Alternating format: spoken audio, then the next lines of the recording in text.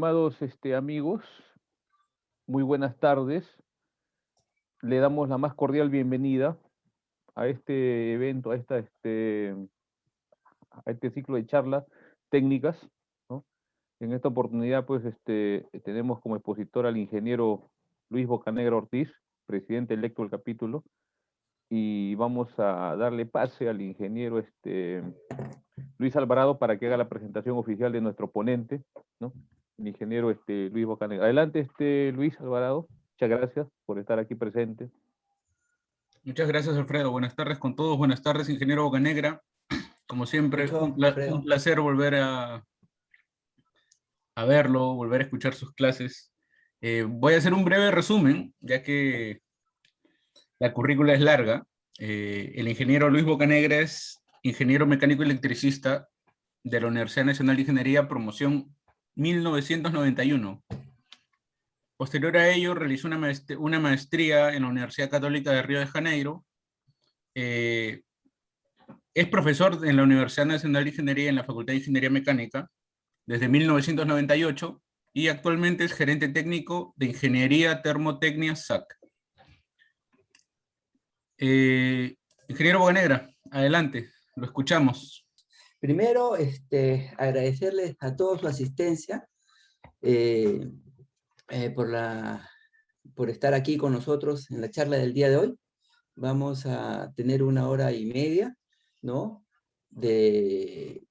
Para hablar de este tema, sobre los equipos de refrigeración y las características que debemos considerar dependiendo del proceso. Muchas veces nosotros pensamos de que una vez calculado la carga térmica, solo con esta es suficiente para seleccionar los equipos. Y dejamos de lado algunas características especiales de ellos, ¿no? Entonces, el día de hoy nos vamos a detener un poquito y conversar sobre estos detalles, ¿no? Tenemos 1 hora y media, digamos que esta película dura 1 hora y media y seguramente que al final de la película ya tendremos un concepto general de la presentación, ¿no? Esta es una cámara frigorífica, nosotros la vemos ahí, vemos los evaporadores, está fabricada de paneles, ¿no? Esta está a 2 grados centígrados en la sección de panadería en una cadena de supermercados, ¿no? Nosotros vemos ahí 2 evaporadores. Entonces vemos acá el sensor del termostato, del termómetro termostato, ¿no? Que es el que va a, digamos, regir el funcionamiento del sistema de refrigeración, ¿no? Este va a dar una señal a la solenoide cierra y el equipo va a parar por baja presión. Ese es su sistema de refrigeración. Ahora, el principal mito, digamos, que hemos encontrado en estos años es de que estamos muy acostumbrados a trabajar solamente por HPs, solamente por BTUs, ¿no? Probablemente esto viene de la costumbre, ¿no? Que ocurre en aire acondicionado. Aire acondicionado es una aplicación de la refrigeración. Si ustedes ven en aire acondicionado, no tienen que seleccionar cada una de las partes, ¿no? En aire acondicionado les entregan el sistema completo. El trabajo viene ya con el diseño de los ductos, de los difusores, las rejillas, las bombas, las tuberías de agua elástica, que están viendo un sistema que incluye estos componentes. ¿Pero por qué? Ustedes ven que en un sistema de aire acondicionado siempre van a trabajar a la misma presión, ¿verdad? En baja siempre van a trabajar a la misma presión. Sea un equipo ventana, un split decorativo, un split para ducto, un equipo paquete, siempre van a trabajar a la misma presión en baja. Si nosotros vamos a la tabla presión-temperatura, vemos que para esa presión de baja y para un determinado gas le corresponde una temperatura de evaporación. Entonces, con R22, ahora estamos usando el 410A, ¿correcto? Pero con el R22 usábamos 65, 70 libras, que equivale a 4 grados de temperatura de evaporación, ¿no? La temperatura de saturación correspondiente a 4 grados centígrados es, a 70 libras, perdón, 65, 70 libras es más o menos 4 grados centígrados, 4.4, 5 grados centígrados. Si tenemos temperatura ambiente de 20 grados centígrados, tenemos ahí una diferencia como de 16 grados, ¿no? Pero esas condiciones siempre se va a aplicar en aire acondicionado, ¿no? Sea en una aplicación de una oficina, o sea una aplicación de una sala de cine, un teatro. Siempre vamos a tener esas condiciones. Esa temperatura de la sala y esa temperatura de evaporación. Entonces, cuando en su momento se analizaba, se veía que justo en esas condiciones, ¿no? El compresor podía consumir lo que equivalía a un motor de un HP, y la potencia frigorífica que producía ese compresor eran 12.000 BTU, ¿no? 12.000 BTU. Entonces teníamos un HP relacionado con 12.000 BTU, ¿no? Entonces, en la práctica, 2 HP son 24.000 BTU, 3 HP son 36.000 BTU, y así, ¿no? Nadie, cuando pide un sistema de aire acondicionado, pide, yo quiero 60.000 BTU a más 4 o más 5 grados de temperatura de evaporación con R22, ¿no? O sea, nadie pide así, simplemente pide un sistema de 60.000, un sistema de 120.000, comercialmente lo hacemos así, ¿correcto? Ahora, ese compresor de un HP que da 12.000 BTU a más 4.4 grados centígrados lo da a esa presión o a esa temperatura de evaporación. Si ese mismo compresor le bajamos la presión, va a tener otro consumo de energía eléctrica, ya no va a ser un HP, digamos que puede ser 3/4 de HP, el equivalente a 3/4 de HP, y ya no va a dar 12.000 BTU, va a dar menos. Y si a ese compresor nosotros le elevamos la temperatura de evaporación, va a consumir más energía eléctrica y va a tener más potencia frigorífica, va a dar más BTU, ¿no? Eso es lo que ocurre en refrigeración. En refrigeración tenemos muchas temperaturas, entonces tenemos muchas temperaturas de evaporación. Ya habíamos visto que en aire acondicionado la diferencia es como 16 grados entre la temperatura de la sala y la temperatura en el evaporador, la temperatura que estamos evaporando.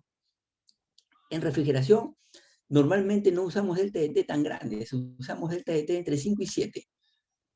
Porque lo que generalmente almacenamos son alimentos, necesitamos una humedad alta para que no se deshidraten. Entonces, trabajamos con delta de T chico para tener humedades altas. Pero tenemos una gama de temperaturas. Un compresor tiene un rango de operación. No lo podemos hacer trabajar a una mayor temperatura de evaporación o presión, ni a una temperatura de evaporación menor de la que indica su rango. No podemos, y lo vamos a ver detenidamente, ¿no? Entonces, un compresor tiene una gama de temperatura, un rango en el que va a trabajar. En cada una de esas temperaturas de evaporación va a tener un consumo y va a tener una potencia frigorífica, ¿no? Acá tenemos, por ejemplo, una unidad condensadora y su respectivo evaporador. Esta es una cámara de congelados que también está en un supermercado, ¿no? En una sección del supermercado. Es una unidad condensadora enfriada por aire y un evaporador. Normalmente uno pide el sistema de aire acondicionado y le entregan completo, ¿no? En refrigeración podemos utilizar un evaporador de una marca y una unidad condensadora de otra marca. Lo que tenemos que ver es que esto se balancee, ¿no? Que se balancee y que tengan las características adecuadas para el proceso que va a seguir. Entonces, hablábamos de los rangos. Nos olvidamos entonces ya de esa regla de que un HP da 12.000 BTU. En nuestro caso, ya no. Porque en nuestro caso vamos a trabajar a distintas temperaturas de evaporación y dependiendo del fabricante, en cada una de esas temperaturas de evaporación va a tener una potencia frigorífica y un consumo eléctrico, ¿no? Dependiendo del fabricante, sus compresores van a ser menos o más eficientes en relación a los otros. ¿Qué quiere decir menos o más eficiente? Que yo voy a tener la misma potencia frigorífica, es decir, voy a poder retirar la misma cantidad de calor, pero con menor consumo de energía eléctrica. Mientras tenga el menor consumo de energía eléctrica, va a ser más eficiente, ¿no es cierto? Entonces, En refrigeración ya tenemos que olvidarnos de esto de los HPs. Es muy relativo. No es suficiente para poder seleccionar. Está demasiado lejos, ¿no? Como para poder tener la garantía de que ese equipo de un HP o de 3 o de 4 HP que estemos pidiendo va a dar la capacidad que queremos. Y lo vamos a explicar. Nosotros tenemos que irnos a los catálogos técnicos de las unidades y de los evaporadores y ahí verificar la capacidad. El compresor tiene una potencia frigorífica, la cantidad de calor que va a retirar. Nosotros tenemos que cruzarlo con la información que vamos a hacer nosotros. Nosotros vamos a hacer por nuestro lado un cálculo de carga térmica. Ese cálculo de carga térmica, ¿no? Que corresponde a varias fuentes de calor, calor a través de las paredes, aperturas de puertas, calor por producto, ¿no? En sistemas más grandes, ¿no? También tenemos que considerar calor por motores, por ejemplo, ¿no? O por personas si estamos hablando de salas de proceso. Toda esa suma de calores nos va a dar una carga térmica. El compresor tiene que cubrir esa carga térmica, ¿no? Con la característica que tiene que cubrir esa carga térmica y ahí lo vamos a seleccionar. Recién ahí vamos a seleccionar la unidad y su respectivo evaporador. Entonces, nosotros tenemos que recordar que una unidad no tiene una sola potencia frigorífica ni tiene un solo consumo de energía eléctrica, ¿no? Igual el evaporador no tiene una sola capacidad, tiene varias capacidades dependiendo de la temperatura de evaporación y del delta de T con el que va a trabajar. El delta de T es este que estábamos hablando, temperatura de cámara menos temperatura de evaporación.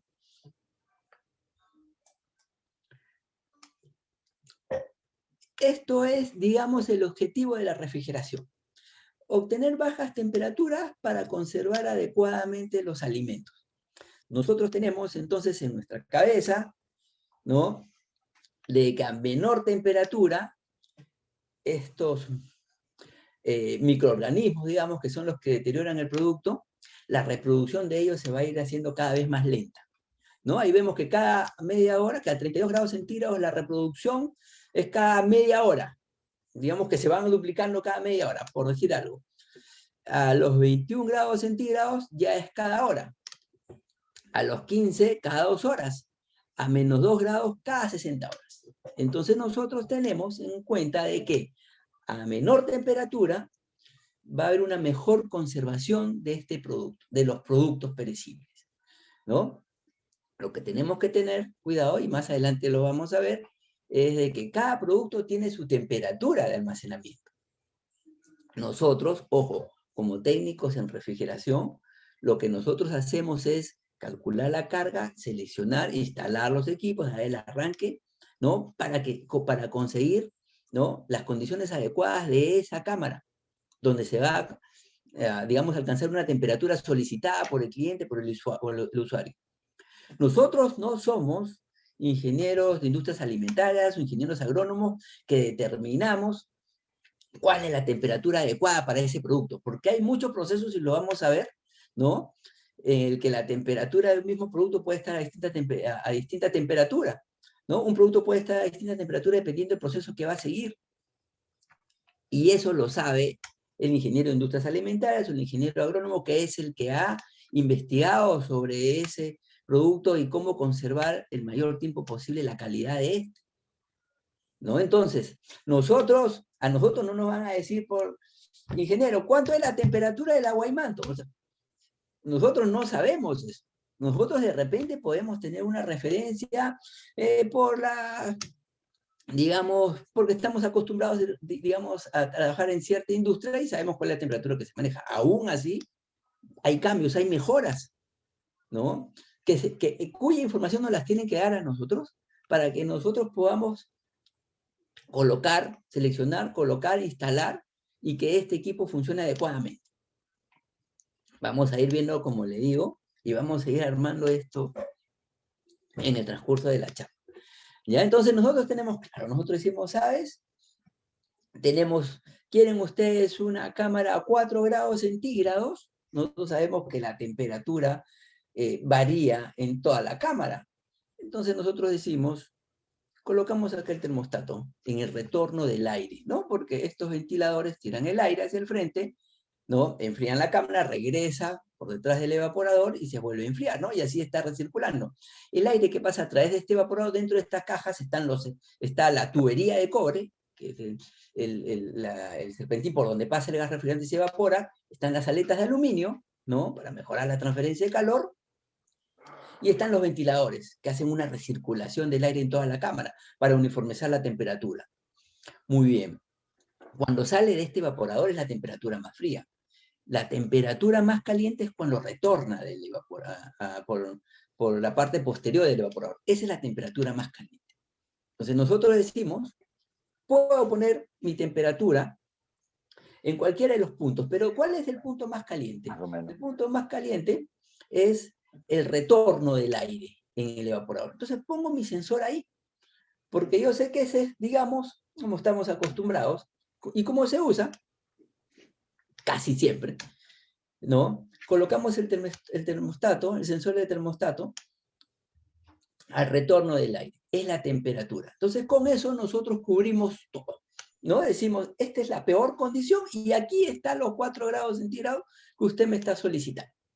En el resto de la cámara, ahí va a haber una temperatura menor, ¿no? Entonces, no me pueden decir... ¿Dónde está? No me pueden reclamar, digamos, no me pueden reclamar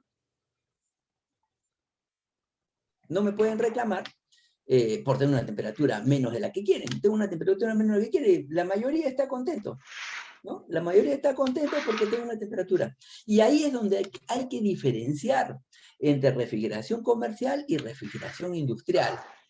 Porque en refrigeración comercial manejamos ciertas temperaturas, ¿no? Por ejemplo, tenemos una cámara de frutas y verduras. Una cámara de frutas y verduras. ¿Cuál es la temperatura de cámara de frutas y verduras? 3 a 4 grados centígrados. Esta temperatura la tenemos en las cámaras.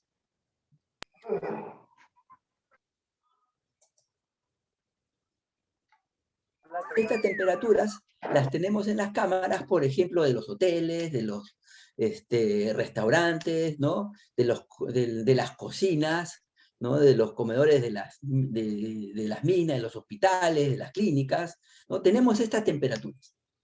3 grados centígrados para frutas y verduras. Muy bien. Pero nos vamos a la industria, a la agroindustria. Por ejemplo, nos vamos a una planta en Piura procesadora de mangos. Mangos, es una fruta, 3 o 4 grados centígrados. No, es 8 grados centígrados. No, porque ya estamos hablando de un proceso.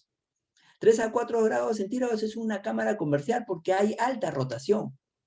Nos vamos a una planta nica de espárragos. El espárrago es una fruta, es una verdura. 3 grados, no, 1 grado centígrado. Esa es la temperatura que manejan para ese producto. Esa es la temperatura a la que va a llegar hasta su punto de destino, ¿no? Lo van a poner en las vitrinas, lo van a llevar a su casa y en su casa la van a tener en la refrigeradora a 5 grados centígrados, porque la van a consumir rápidamente, ¿no? Pero no significa de que porque tenemos unas temperaturas bastante conocidas y que se utilizan comercialmente, van a ser las mismas temperaturas que ocurre en la industria. No es lo mismo, ¿no? Entonces, sigamos. Tenemos claro eso. Para poder ahora nosotros empezar a ver las diferencias, no, sino las características que debe cumplir cada uno de los equipos, ¿no? Tanto sea las unidades como los evaporadores, tenemos que repasar algunos conceptos. Tenerlos claros, y con eso nos vamos a ir a la selección. Ustedes recuerdan que cada gas refrigerante tiene un diagrama presión-entalpía, ¿no? El diagrama presión-entalpía es un gráfico donde nosotros dividimos, digamos, el estado o las fases del gas refrigerante en 3, ¿no? La zona de líquido, que está acá a la izquierda, la zona de vapor, que está acá a la derecha, y dentro de esta campana el gas refrigerante se encuentra en estado de líquido y vapor, ¿no? Eso es un diagrama presión-entalpía. En el diagrama presión-entalpía, que es específico para cada gas refrigerante, ¿no? Nos va a dividir 3 regiones en las que se encuentra el gas refrigerante, digamos. Dentro de la campana, el gas refrigerante como una mezcla de líquido y vapor. Fuera de la campana, al lado derecho como vapor solamente, y al lado izquierdo como líquido. Entonces nosotros, si queremos hacer la comparación con los componentes de refrigeración, vamos a decir, en el condensador condensamos y en el evaporador evaporamos. En el condensador entra el gas refrigerante a alta presión, alta temperatura, estado de vapor, y sale en estado líquido. O sea, dentro del condensador hay un cambio de fase. Eso ocurre dentro de la campana. En el evaporador igual. En este caso, entra una mezcla de líquido y vapor. Nosotros en esta charla estamos hablando básicamente, ¿no?, de ciclos de refrigeración por vapor, ¿no?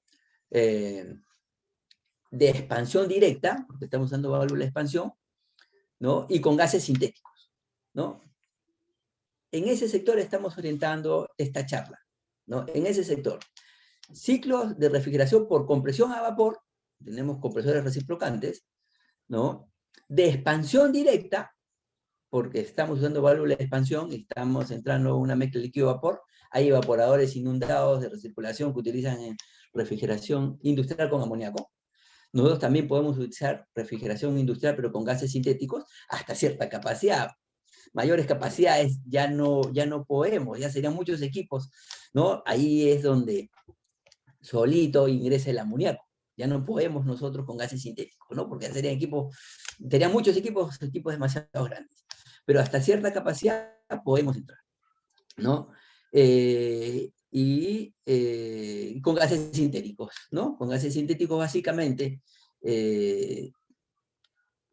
utilizamos el R22, ya se utiliza poco, 134A también se utiliza poco, utilizamos más 507 y 404A, ¿no? En refrigeración en estos momentos. Entonces, nosotros decimos, dentro de la campana entonces tiene que estar el condensador y el evaporador, ¿no? Porque en estos dos intercambiadores, el gas refrigerante se encuentra en esas mezclas. En el lado de vapor solo va a trabajar el compresor, pero el compresor comprime vapor. Si le llega líquido, hay golpe de líquido, ¿verdad? Le tiene que llegar vapor.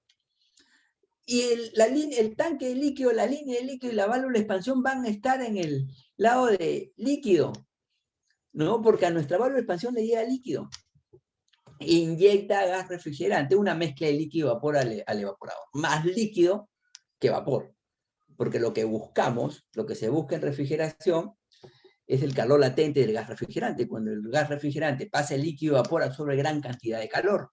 Es lo que se busca en la refrigeración, ¿no? Entonces, nosotros tenemos que ver de que en esa mezcla entre más líquido que vapor. Por eso que subenfriamos, para correr este punto lo más a la izquierda posible. Y este punto, al estar más pegado a esta línea de líquido saturado, ¿no?, va a tener más mezcla de líquido que vapor. Si nosotros expandimos aquí,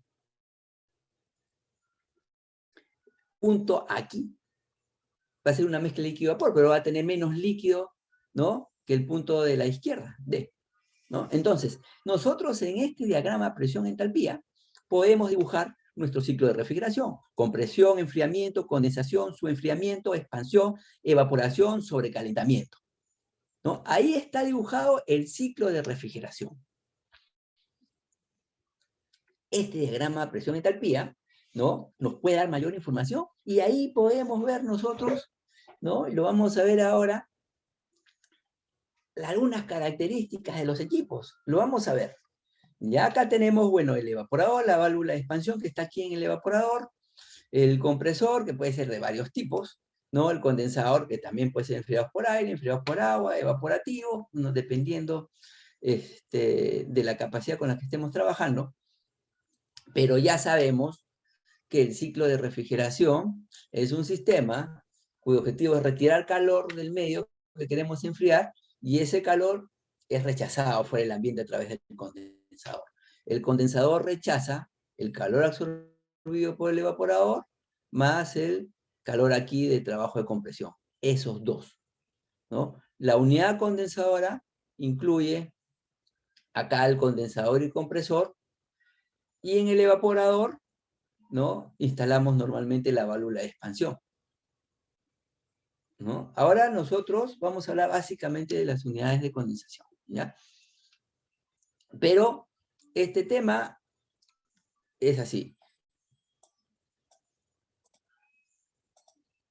Acá, por ejemplo, tenemos un ciclo, miren, tenemos un ciclo ideal. ¿Ideal por qué? Porque estamos comprimiendo desde vapor saturado y estamos expandiendo desde líquido saturado. Tenemos aquí, vamos a ver si acá,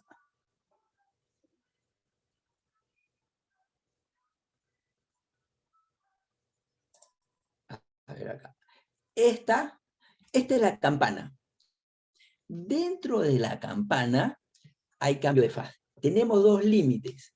Digamos, el límite de la presión de alta, la presión de alta,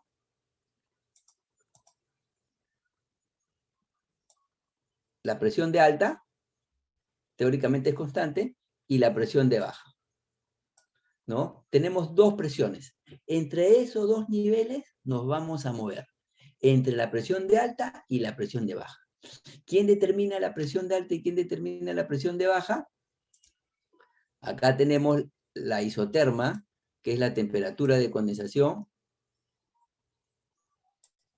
¿no? La temperatura de saturación del lado de alta es la temperatura de condensación.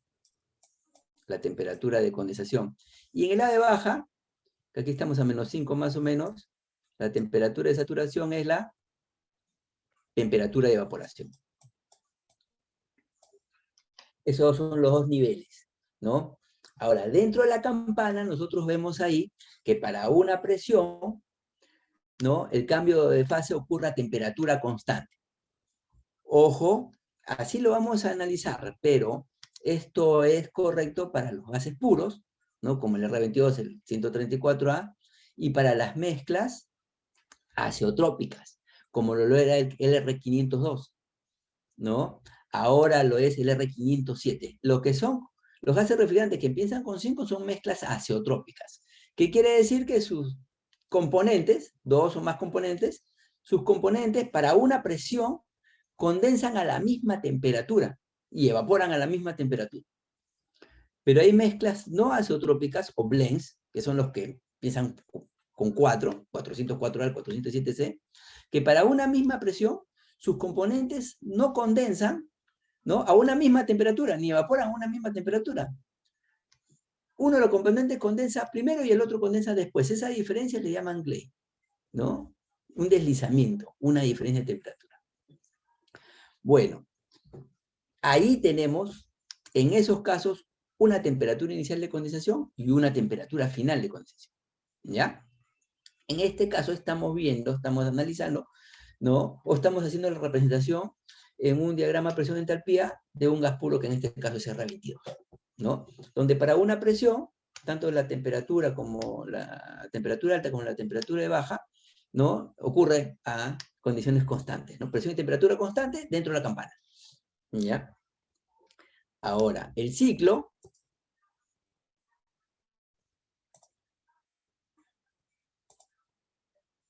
se completa expandiendo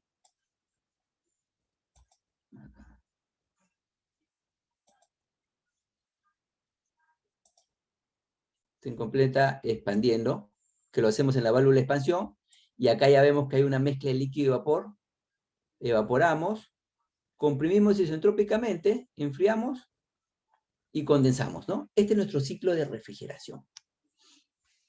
Entonces, un compresor tiene una potencia frigorífica. Esa potencia frigorífica son las kilocalorías a una determinada temperatura de evaporación, ¿ya? Entonces, ¿de dónde sale eso? Un compresor, vamos a ver, tiene unas características. Tiene un diámetro de pistón, tiene una carrera, unas revoluciones, una cantidad de pistones. Nosotros sacamos con eso el volumen desplazado, ¿verdad? Miren, ¿eh? El volumen desplazado multiplicado por la densidad en la succión, la densidad del gas refrigerante en la succión, tenemos el flujo de masa de gas refrigerante. Ese flujo de masa de gas refrigerante multiplicado por esta diferencia de entalpías, nos da las kilocalorías hora, ¿no? El volumen desplazado por la densidad. El volumen desplazado es metros cúbicos por hora, digamos.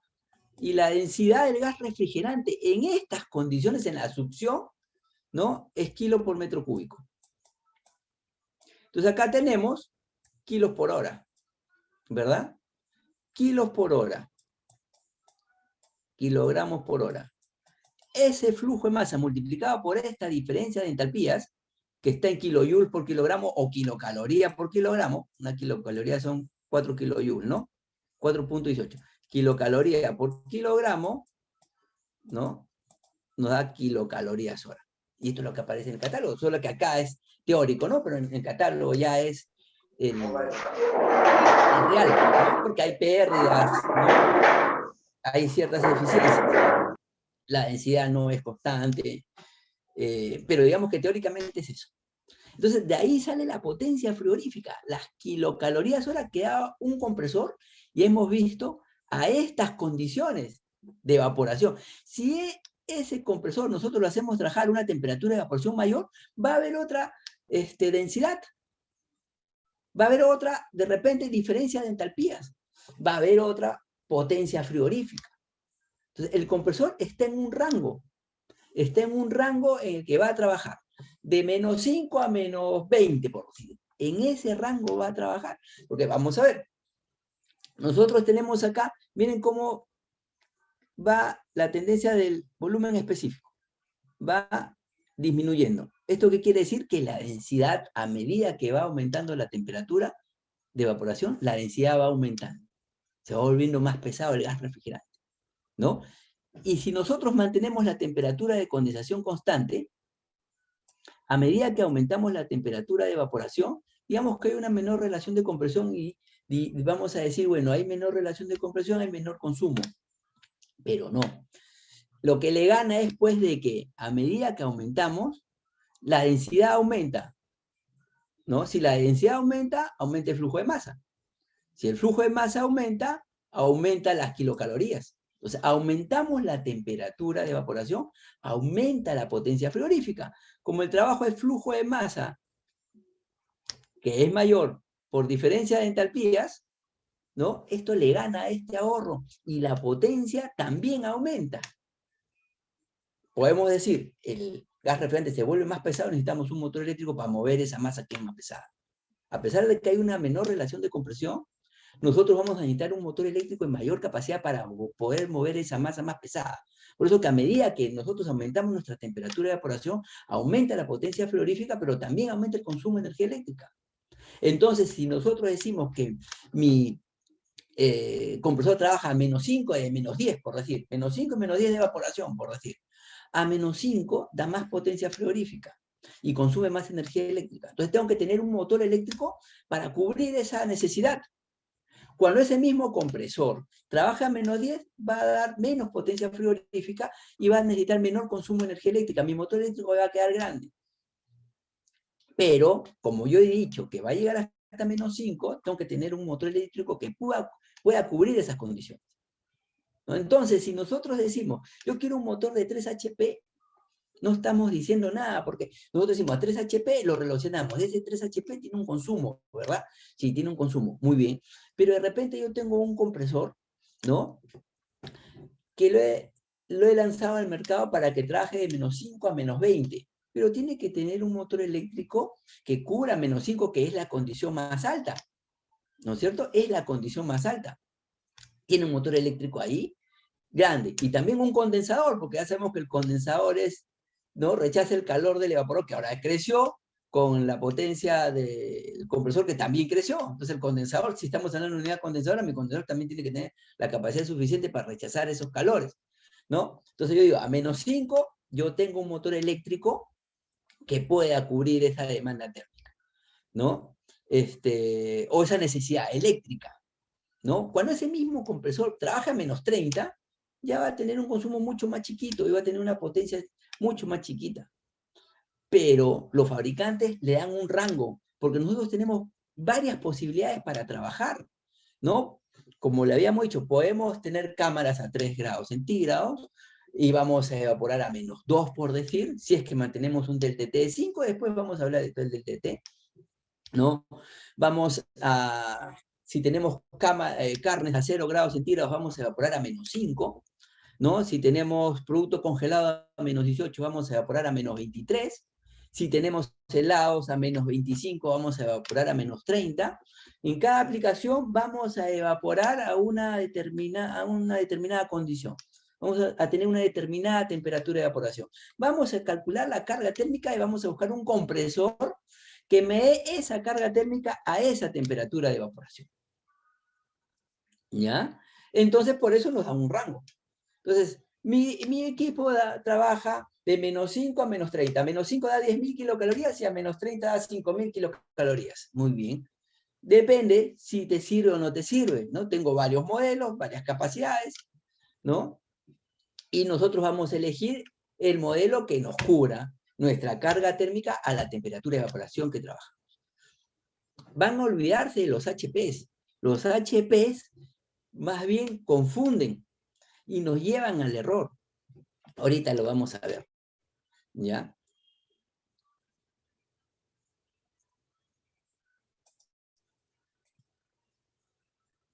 Sin embargo, si nosotros mantenemos la temperatura de evaporación fija, ¿no? Fija, y aumentamos la temperatura de condensación, se aumenta la presión de compresión y ahí sí aumenta el consumo de energía eléctrica, porque no estamos cambiando la densidad. La densidad se está manteniendo. Lo que estamos cambiando es, estamos elevando la temperatura de condensación, ¿no? La temperatura de condensación está en relación de la temperatura ambiente, depende también de la aplicación, ¿no? Si es congelado, fresco, aire acondicionado. Normalmente, en unidades condensadoras trabajamos con 10 a 15 grados centígrados más que la temperatura ambiente, ¿no? Porque el condensador tiene que rechazar calor, y para que rechace calor, tiene que salir una temperatura más alta que el ambiente para que el calor vaya de más a menos. Siempre el calor va de más a menos, ¿no? Entonces, en el condensador tenemos una temperatura 10 grados más que la temperatura ambiente, ¿no? Entonces, nosotros trabajamos, recuerden, cuando seleccionamos los equipos, los seleccionamos a las peores condiciones, ¿no? En verano, la temperatura de verano. 30 grados en temperatura en verano. Tenemos 30 grados centígrados, entonces condensamos a 40. En invierno vamos a condensar menos, ¿no? Pero seleccionamos esas condiciones. Cuando trabaje en invierno va a estar sobredimensionado. Pero tenemos que cubrir, ¿no? Las peores condiciones que están en verano. Entonces, temperatura ambiente 30 grados centígrados. En ese lugar estamos condensando a 40 grados centígrados. A 40 grados centígrados le corresponde una presión. Esta es la presión absoluta. Le restamos la presión atmosférica y tenemos la presión manométrica, que es la que vemos en el manómetro, y es la que aparece en nuestras reglas, ¿no? De presión-temperatura. También en las aplicaciones tienen ustedes para poner la presión absoluta también, ¿no? Pero generalmente en las reglas, en las tablas, presión-temperatura, generalmente están al nivel del mar, ¿no? Generalmente están al nivel del mar, ¿no? Pero si nosotros queremos a otra altitud, tenemos la presión absoluta del diagrama presión-entalpía, o de nuestra aplicación, vemos para esta temperatura de convección cuál es la presión absoluta, le restamos la presión atmosférica que hay en ese lugar, ¿no? Y vamos a tener la presión manométrica, lo que vamos a ver en nuestro manómetro, ¿no? En el sistema. Igual con la temperatura de evaporación. La temperatura en el evaporador tiene que ser menor que la temperatura de la cámara para que el calor vaya de más a menos. ¿Cuánto menos? Va a depender de la humedad que queramos tener en el ambiente, ¿no? Nuestro objetivo. Entre 5 y 7 vamos a tener temperaturas arriba del 80%. Entonces, si tenemos temperatura cámara de 0, vamos a evaporar a -5. Entonces, la temperatura de condensación depende del lugar donde estamos. Y la temperatura de evaporación depende de la aplicación, de lo que queremos conservar. Y una vez que tenemos esos dos límites, ya dibujamos nuestro ciclo de refrigeración, le corresponden las presiones, ¿no? Le restamos la presión atmosférica y tenemos la presión manométrica. Si estamos al nivel del mar, las tablas, presión-temperatura, nos da directamente, ¿no? Ya no tenemos que ir a la presión absoluta y restarle a la atmosférica, no, porque en las tablas ya está. Entonces tenemos claro, ¿no? Que a medida que aumenta la temperatura de evaporación, aumenta la potencia frigorífica del compresor, ¿no? Y aumenta el consumo de energía eléctrica del compresor. Entonces, ¿qué es lo que sucede? que nosotros tenemos un compresor que está seleccionado para trabajar en una cámara de congelado, ¿no? Su aplicación es de baja temperatura. El fabricante nos ha dicho, mire, este compresor trabaja de -10 a -30. A -10 da tanta capacidad, a -20 da tanta capacidad, a -30 da tanta capacidad. Muy bien. Nosotros vamos a trabajar en una cámara que va a estar a -18 y va a evaporar a -23. Calculamos la carga térmica y a -23 necesitamos una cierta cantidad, 1000 kilocalorías hora. Buscamos y justo nos da ese modelo, ¿no? Ese modelo da la capacidad. Muy bien, va a trabajar muy bien en esas condiciones, pero nosotros decimos, ya, si este equipo trabaja a -18, entonces voy a ponerle en una cámara de frescos, ¿no? La vamos a poner en una cámara de frescos que está a 3. Si ha llegado hasta -18, sobraba, va a llegar a 3. O digamos 4, para hacerlo un poquito más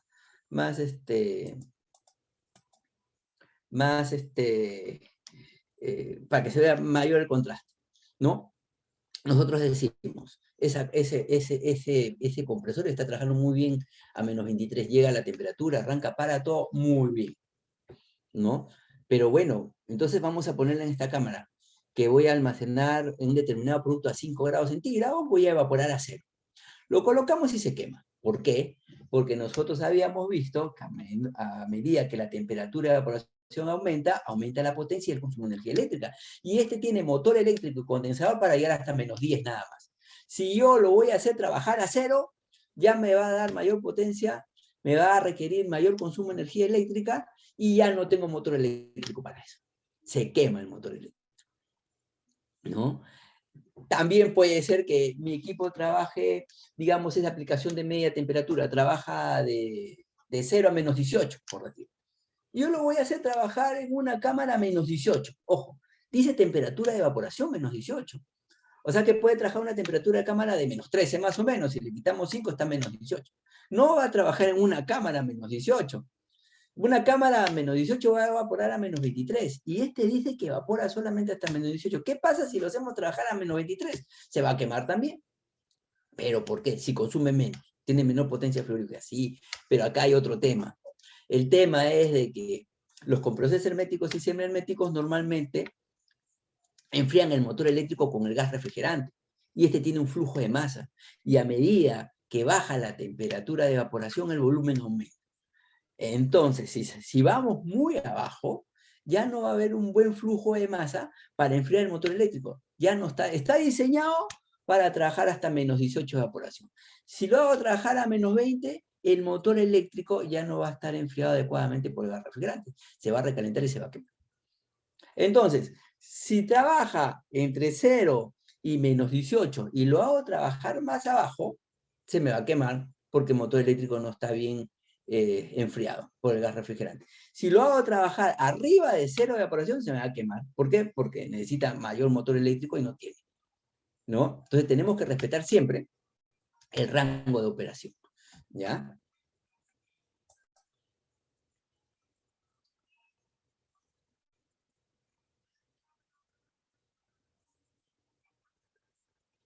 Vamos a ver.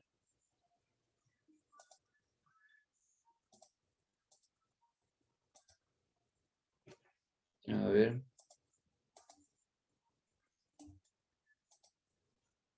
Todavía queda eso, ¿no? Vamos a ver, voy a dejar acá. Ahí está. Ya. Y voy a compartir otra vez. Muy bien.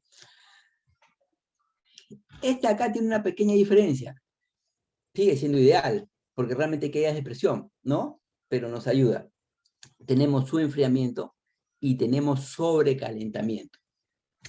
El subenfriamiento nos ayuda a que el punto en el que estamos, en que la válvula de expansión, en este caso, está inyectando gas refrigerante al evaporador, ¿no? Esté más a la izquierda.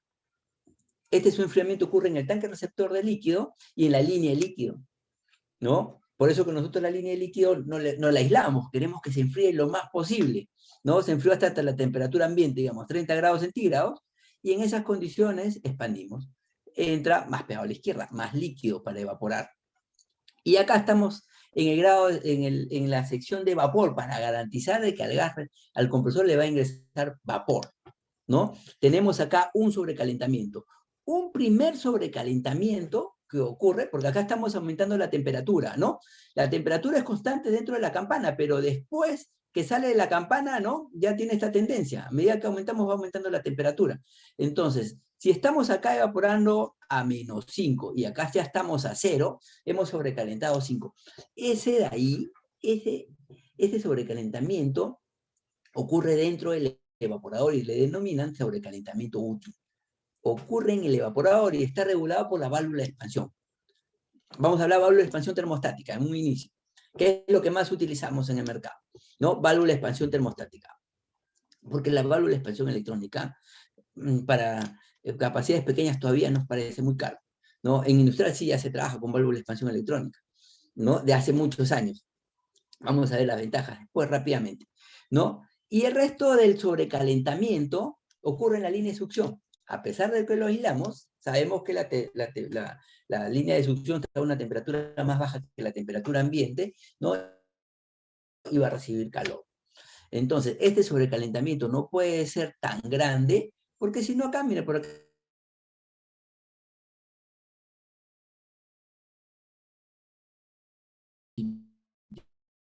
No puede ser muy alta. Digamos, mejor trabajar menos de peor, va a haber, el aceite se va a degradar, ¿no? Entonces tenemos que cuidar también este sobrecalentamiento, pero es necesario para garantizar de que al compresor le está entrando vapor sobrecalentado, ¿no? Entonces tenemos un grado de sobrecalentamiento útil que es regulado por la válvula de expansión termostática, ¿no? La válvula de expansión termostática tiene su sensor. Si el sobrecalentamiento es chica, la válvula de expansión se cierra. Si el sobrecalentamiento es grande, la válvula de expansión se abre. Y así está regulando, ¿no? Entre 5 y 7.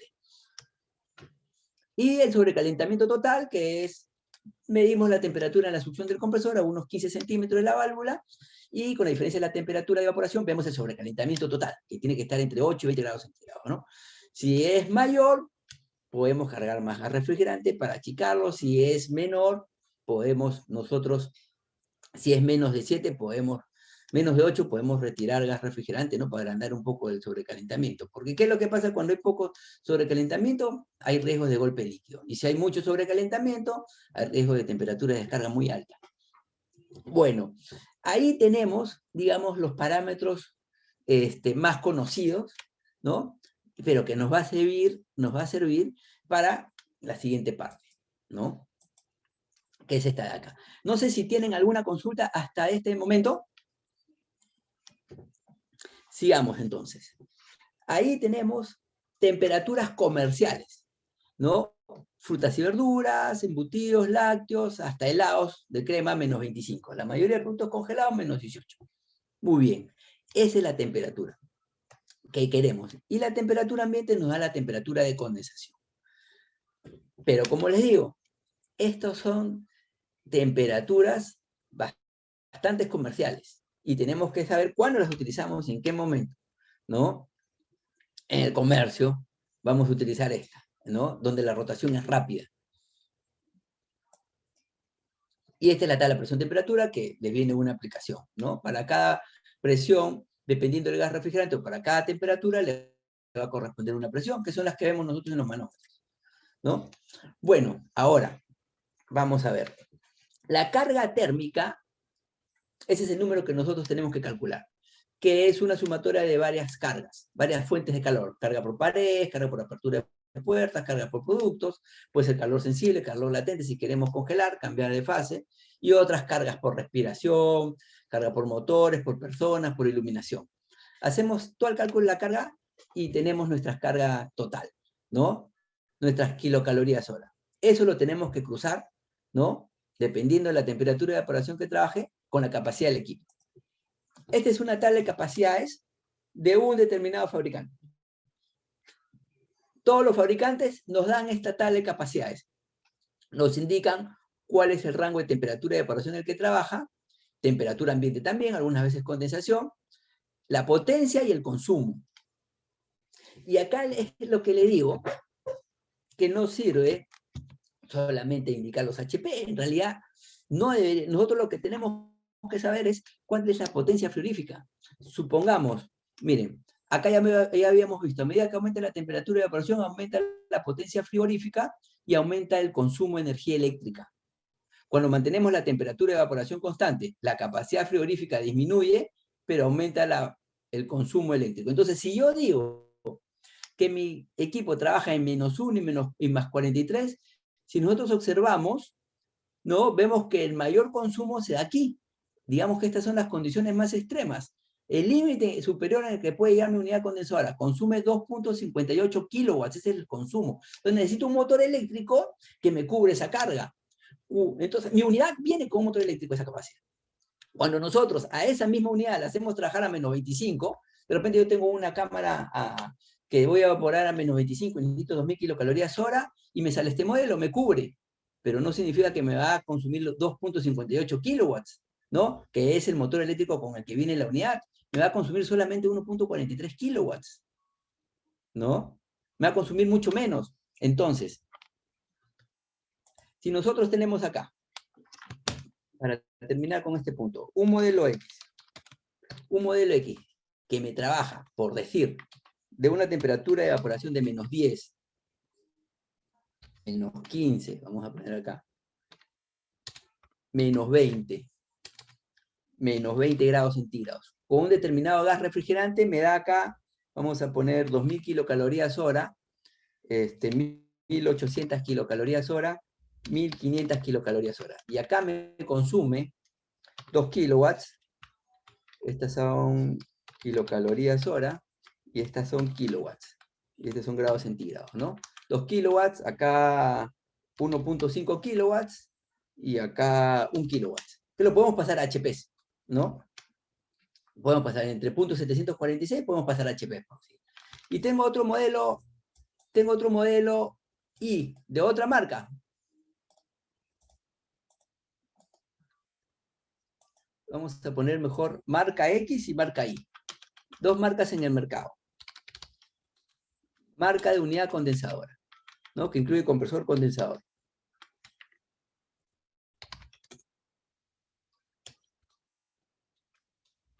Marca Y.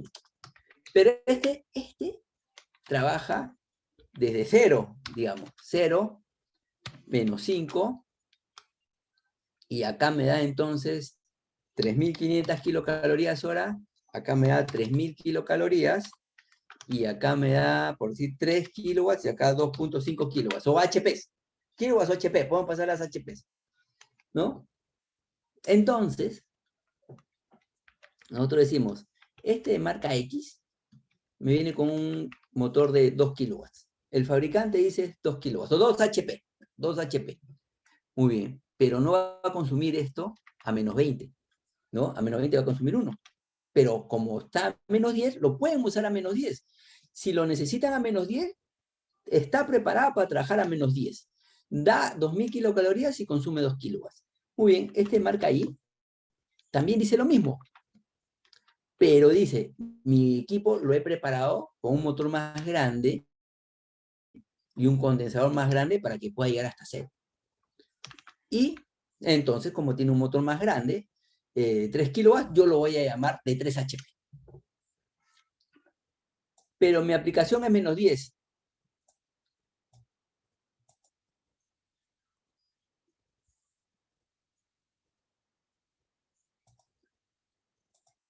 Mi aplicación es -10. Temperatura de evaporación, ¿no? Mi aplicación es -10. Vamos a ponerle ya. Este se le va a conocer como 2 HP. ¿Ya? Y este se le va a conocer como 3 HP. ¿No es cierto? Este fabricante le ha puesto 2 HP porque puede trabajar hasta -10 y ahí consume el equivalente a 2 HP, por decir. Acá hemos puesto kilowatt, pero estamos asumiendo que es lo mismo, ¿no? Para el ejemplo, nada más, por motivos prácticos. Y este fabricante tiene el mismo compresor, ¿no? Digamos, no es el mismo porque tiene un motor eléctrico más grande y un condensador más grande. Entonces dice, pero mi modelo, yo lo puedo hacer trabajar hasta 0, da 3500 y 3. Muy bien. Y entonces yo lo voy a llamar de 3 caballos. Perfecto. Pero mi aplicación es esta de aquí. Y en esta de aquí, los dos equipos consumen lo mismo y dan la misma potencia florífica, el motor de 3 y el motor de 2. ¿Por qué? Porque 2 y 3 solamente son sus nombres comerciales. No nos quiere decir, como hemos venido diciendo, que porque dice 3 HP, siempre va a consumir lo que equivale a un motor de 3 HP siempre. Peor, hay fabricantes que no ponen los HPs a su mayor consumo, sino dicen, ¿sabes qué? Yo voy a poner los HP, trabaja hasta menos 10, pero yo lo voy a llamar de 1 HP, porque generalmente donde trabajan mis equipos, ¿no? No hay una norma, ¿sí? ¿Alguna consulta, por favor? Bueno, seguimos entonces. Entonces los HP es muy referencial.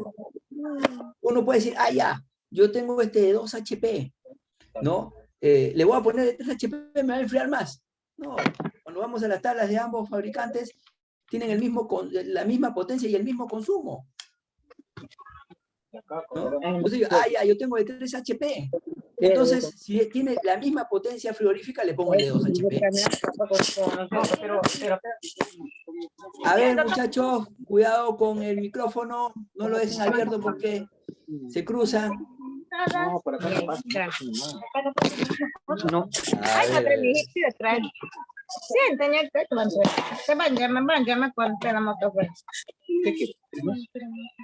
A ver.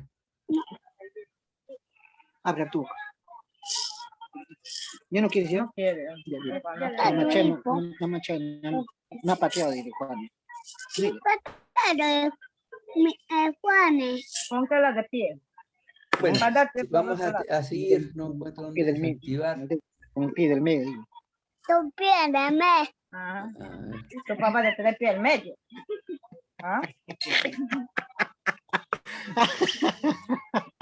ver. Bueno, no Doris, encuentro. tu micro. Bien. Ya, ahí está, miren, hay una pregunta interesante, dice, la temperatura de cámaras de frutas y verduras es de 6 a 9. Pero él está hablando con su boquita. A ver. No, Pero él no.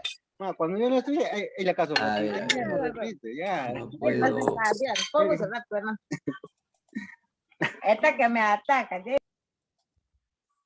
Qué bueno. La temperatura, ya, casi, se salvó. Casi es eliminado. Se salvó, sí. La temperatura de frutas y verduras es de 6 a 9. Miren, ojo muchachos, yo no les puedo decir sí o no, porque recuerden que todo está mejorando, todo mejora. Lo que yo les digo, o lo que podamos ver nosotros, inclusive en libros, en manuales, o en otras charlas, no son santa palabra. No son santa palabra, es la experiencia que uno tiene, ¿no? Lo que uno puede volcar en función a su propia experiencia, ¿ya? Pero no es una regla y que así va a ser, no. Por eso les digo, frutas y verduras, ¿no? Pueden estar a 5, pueden estar a 6, ¿no? Depende del proceso, depende de lo que quiere el cliente es el que va a decir, ¿no? Nosotros podemos recomendar, pero de repente no es necesariamente lo que va a querer el cliente, ¿no? Ahora vamos a ver, fruta y verdura 6 a 9, la uva es una fruta, y su temperatura óptima, ¿no? Es -1. Cuando hay, ¿por qué hablamos de temperaturas comerciales? ¿No? De que estamos hablando, lo que les da la tabla donde dice +4 frutas y verduras, es de una empresa de muchos años en el mercado, proveyendo de cámaras frigoríficas a supermercados. De muchos años en el mercado, ¿no? Y esa temperatura la he visto en proyectos, ¿no? En muchos proyectos para cámaras que corresponde a comedores de hoteles, restaurantes, hospitales, clínicas, ¿no? Porque hay una variedad de productos y hay una rotación alta. Entonces se pueden mantener esas temperaturas. Pero si por ahí hay un ingeniero de industrias alimentarias que dice, ¿sabes qué? Mi temperatura mejor no es 3, es 5. Porque he analizado, he visto y es así. Entonces será 5. Nosotros seleccionamos, calculamos e instalamos un equipo para que esté a 5. ¿No? Pero siempre tenemos que estar abiertos a nueva información antes de descartarla. No podemos descartarla porque yo vi que ahí decía 3 y 4, entonces siempre va a ser 3 y 4. No, no podemos descartarla así nomás. La analizamos primero y ahí veremos, ¿no? Si realmente está mal o no, ¿no? Tenemos que verlo.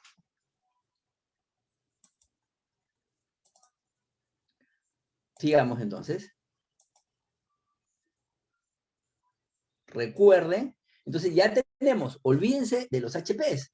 Lo que nosotros necesitamos es el consumo. Inclusive, en este ejemplo, puede haber otro ejemplo. Puede haber otro ejemplo, otra marca ahí.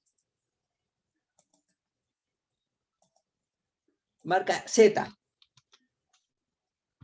Que también lo llama de 3 caballos. Pero aquí consume 1.5. Y consume 1. Esto consume 0.8. Entre I y Z, ¿cuál es más eficiente? Z. Porque tiene la misma potencia frigorífica, pero consume menos, que es lo que queremos, ¿no es cierto? Se llaman los T de 3 HP porque, los dos de 3 HP porque han colocado el motor eléctrico más grande. Como le digo, no necesariamente. Puede ser que hay un fabricante que dice, ¿sabe qué?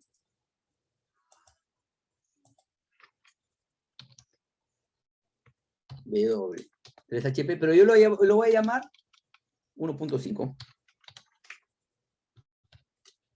Que da a menos 10. ¿No? Queda en el medio de todo mi rango, lo voy a llamar 1.5. Es muy referencial. Es muy referencial. Entonces, compresores de 3 HP de una marca no dan la misma potencia frigorífica que compresores de 3 HP de otra marca. No necesariamente. Estos casos vemos muchos. Estos casos vemos muchos. ¿No? Que tenemos. Y es un tema de cada fabricante. Cada fabricante va a indicar. Lo que importa es su tabla de capacidades, a la temperatura de evaporación, cuál es la potencia y cuánto consume, ¿no? Porque este consumo es el que se va a quedar el cliente, ¿no? Nosotros instalamos y nos vamos. Pero entre digamos, entre estos dos,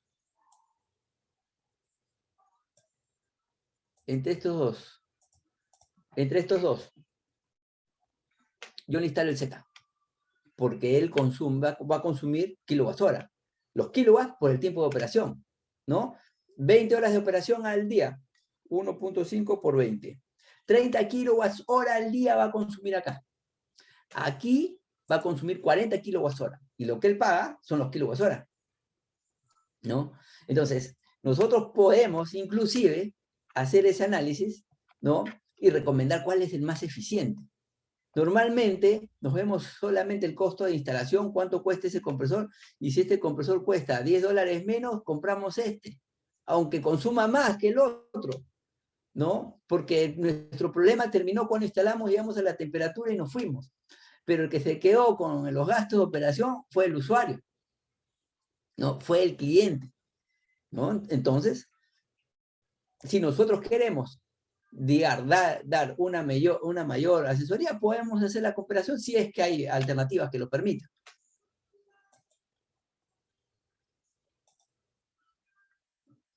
Recordar que la capacidad disminuye en función de la altura, ¿no? En condensadores enfriados por aire, tanto en unidades y evaporadores, ¿no? No es lo mismo a nivel del mar que a una altitud. La capacidad va a disminuir. Hay factores de corrección. Ahora el evaporador. El evaporador, nosotros decimos, ¿sabes? Ya, yo tengo una unidad que me da 5.000 a menos 10, me cubre. Ahora yo quiero 5.160 kilocalorías. 5.160 kilocalorías por 4, 20.600 BTH. Voy a la tienda y compro un evaporador de 20.600 BTH. Si a nosotros nos dan un evaporador, nosotros decimos, quiero un evaporador de 20.600 BTH, y nos dicen, sí, acá está. Entonces ahí es donde tenemos que tener miedo. ¿Por qué? Porque un evaporador no da una sola capacidad, da distintas capacidades. Nosotros decimos, necesito los 20.600 BTH a menos 10 grados de evaporación. Para que busquen a menos 10 y 20.600 entre 4, ¿no? Los 5.160 kilocalorías, ¿no? nos den un evaporador que cubra. Si no nos dicen a qué temperatura de evaporación necesitan esa capacidad, podemos dar cualquier modelo. Y no solo eso, sino que si ustedes ven aquí, esta capacidad es para un delta T de 6. Porque hemos dicho que entre 5 y 7 es el delta T más utilizado porque almacenamos alimentos y nosotros queremos tener humedades altas para evitar la deshidratación del producto. Generalmente trabajamos entre 5 y 6, pero puede haber aplicaciones donde queramos trabajar con delta T de 10. Entonces, ¿cuál sería la capacidad? Es directamente proporcional. Este evaporador a menos 10 me da 1407 kilocalorías con delta T de 6. Con delta T de 10, ¿cuánto da? 1480 entre 6 por 10. Da 2466 kilocalorías hora con delta de T de 10. ¿Qué quiere decir? Que si tengo temperatura de cámara de 10, voy a evaporar a 0. Mi carga térmica la necesito a 0. Y el evaporador necesito que me dé esa capacidad, pero con delta de T de 10. Entonces yo diseño mi nueva cámara con delta de T, mi tabla de capacidades con delta de T de 10 para ver cuál es el que se le acerca a mi equipo, ¿no? Entonces, acá a 0. Este evaporador a 0 da 1650, pero con delta de T de 6. ¿Cuánto daría con delta de T de 10? 1650 entre el delta de catálogo, 6, por 10, que es el delta que quiero.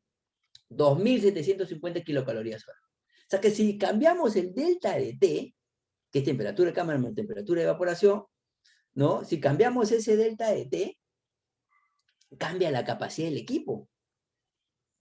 Entonces tendría que, además de saber cuál es la temperatura de evaporación, saber cuál es la capacidad del equipo. O cuál es el delta de T.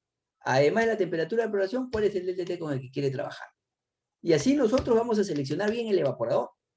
Va a haber aplicaciones donde necesitamos delta de T de 5 y 7, y va a haber aplicaciones donde vamos a tener delta de T de 10. Vamos a querer delta de T. Ante cámaras, por ejemplo, delta de T de 10. ¿Por qué? Delta grande, humedad baja.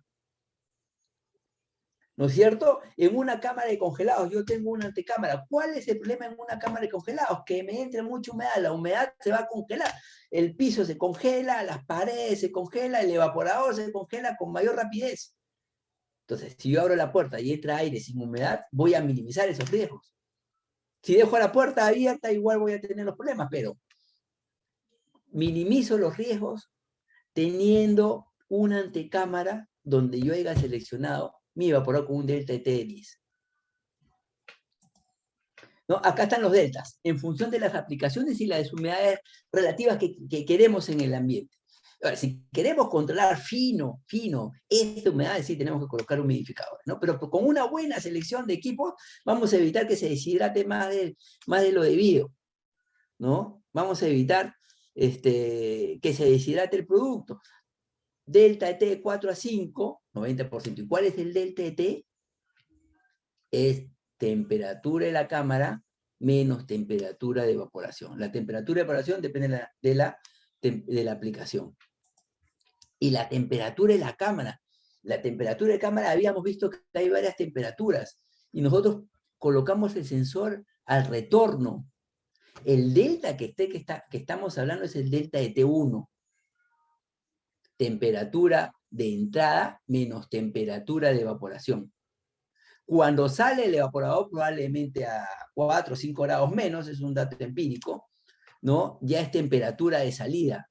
Y la temperatura de salida menos la temperatura de evaporación es el delta T2. ¿No?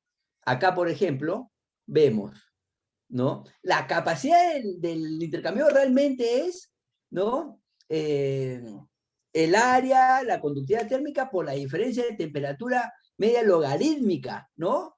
Que es este término de aquí. A ver, no se ve. Acá está en amarillo, ¿no? Que es la diferencia de temperatura 1 y 2 entre el logaritmo del T1 entre el T2. Pero es difícil de medir en el campo. En el campo lo más fácil de medir es el delta T1, porque medimos la temperatura al retorno, porque es la entrada al evaporador, ¿no? Y medimos la temperatura de evaporación. ¿Cómo la medimos? Midiendo la presión a la salida del evaporador. A esa presión le corresponde una temperatura, que es la temperatura de evaporación. Ese es el delta T. El delta T lo podemos medir. Es más fácil, por eso que las tablas están en función del delta T1. Delta T1, el de la salida, es el delta T2. Nosotros estamos con delta de T1.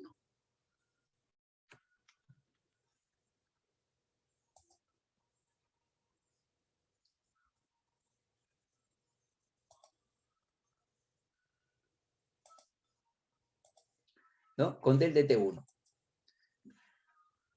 Los cambios por hora también es importante. Nosotros hemos visto que los evaporadores nos dan un caudal de aire. Esto dividido entre el volumen de la cámara nos da unos cambios por hora. Nosotros tenemos que ver si estamos en el rango dependiendo de la aplicación. Ya hemos visto, ya vemos acá que para túneles de congelamiento esos cambios de hora son altos. Acá hay un detalle además de esto, ¿no? Que lo vamos a ver. Pero miren, ahí hay diferencia ya entre mantener y congelar, ¿no? Que lo vamos a ver ahora. Esta es la válvula de expansión, que también no tenemos nada más que decir cuál es las toneladas de refrigeración que necesitamos, ¿no? Porque una válvula de expansión, también su capacidad depende de la temperatura de evaporación en la que trabaje, del gas refrigerante y de la caída de presión que haya, que es presión de condensación menos presión de evaporación, ¿no? Danfoss recomienda restarle 2 bars, ¿no? En el manual indica restarle 2 bars por la caída de presión en la tubería y en los demás accesorios para que nos quede la caída de presión en la misma válvula de expansión. Es una recomendación, ¿no? En válvulas de expansión termostáticas. Nosotros, ¿cómo podemos ver la caída de presión en, ¿cómo se llama? En el campo, ¿no? Con mi presión de condensación, saco mi temperatura de condensación. O al revés, ¿cómo nosotros vamos a hallar esa caída de presión? Ya tenemos temperatura de condensación y tenemos temperatura de evaporación. Vamos a las tablas y vamos a obtener las respectivas presiones. Hacemos la diferencia y con eso vamos al catálogo de la válvula de expansión. También hay software, pero nos van a pedir esa información. Entonces ya sabemos de dónde sale. Muy bien. No sé si tienen alguna, porque ya estamos en la, vamos a ir a la última parte. No sé si tienen alguna consulta hasta ahí. Muy bien, acá tenemos algunas aplicaciones. Y aquí es donde vamos a hablar de las características de cada equipo, de los delta de T, ¿ya? Miren. Tenemos, por ejemplo, acá a la derecha, temperaturas comerciales, ¿no? Cámaras frigoríficas de hoteles, de restaurantes, de supermercados, donde generalmente trabajamos con temperaturas comerciales. Y en el sector de la izquierda, el sector agroindustrial, donde ya son temperaturas más específicas. Este acá es una cámara de mangos que va a estar a +8. Este es un túnel de enfriamiento de mangos también. Este es un túnel de congelamiento, en este caso, ¿no? Tenemos otras temperaturas. Ya habíamos visto que cada industria tiene su propia temperatura, que la mantiene y en la que tiene que seguir la cadena de frío, para que pueda mantener los días, ¿no? Los días, la mayor cantidad de días, la mayor cantidad de almacenaje. Recuerda que acá estamos hablando de agroexportación, ¿no? Estamos hablando de agroexportación. Entonces, tiene que llevar en las mejores condiciones al lugar de destino, ¿no? Son algunas temperaturas que se trabajan en estas industrias: espárrago +1, mango +8, cítrico 0 +5, dependiendo del mercado al que vayan. En Estados Unidos generalmente lo están exportando a +5, igual que las paltas, uva -1, camote +13. Como le digo, a nosotros no nos van a decir cuál es la temperatura para este producto. Vamos a ver, depende del proceso. El que indica eso, el dueño de ese dato es el ingeniero de industrias alimentarias, el ingeniero agrónomo, ¿no? Acá hay otras aplicaciones para otros tipos de alimentos, ¿no? Pescados, en vacunas sabemos también que se aplica. Embutidos, camales, helados, ¿no? Bueno, en vacunas hay en los 70 que ya utilizan sistemas tipo cascada, ¿no? Más chiquito. Por ejemplo, aquí. Esta es una cadena de frío. Y aquí tenemos distintos equipos. Nosotros podemos calcular la carga térmica aquí. Podemos calcular la carga térmica ahí. Seleccionar los equipos y no congela. A pesar de que todos cubren la carga térmica que hemos calculado. ¿Por qué? Porque no tiene la característica que se necesita. Aquí, por ejemplo, es una cámara de congelado. Esta es una antecámara.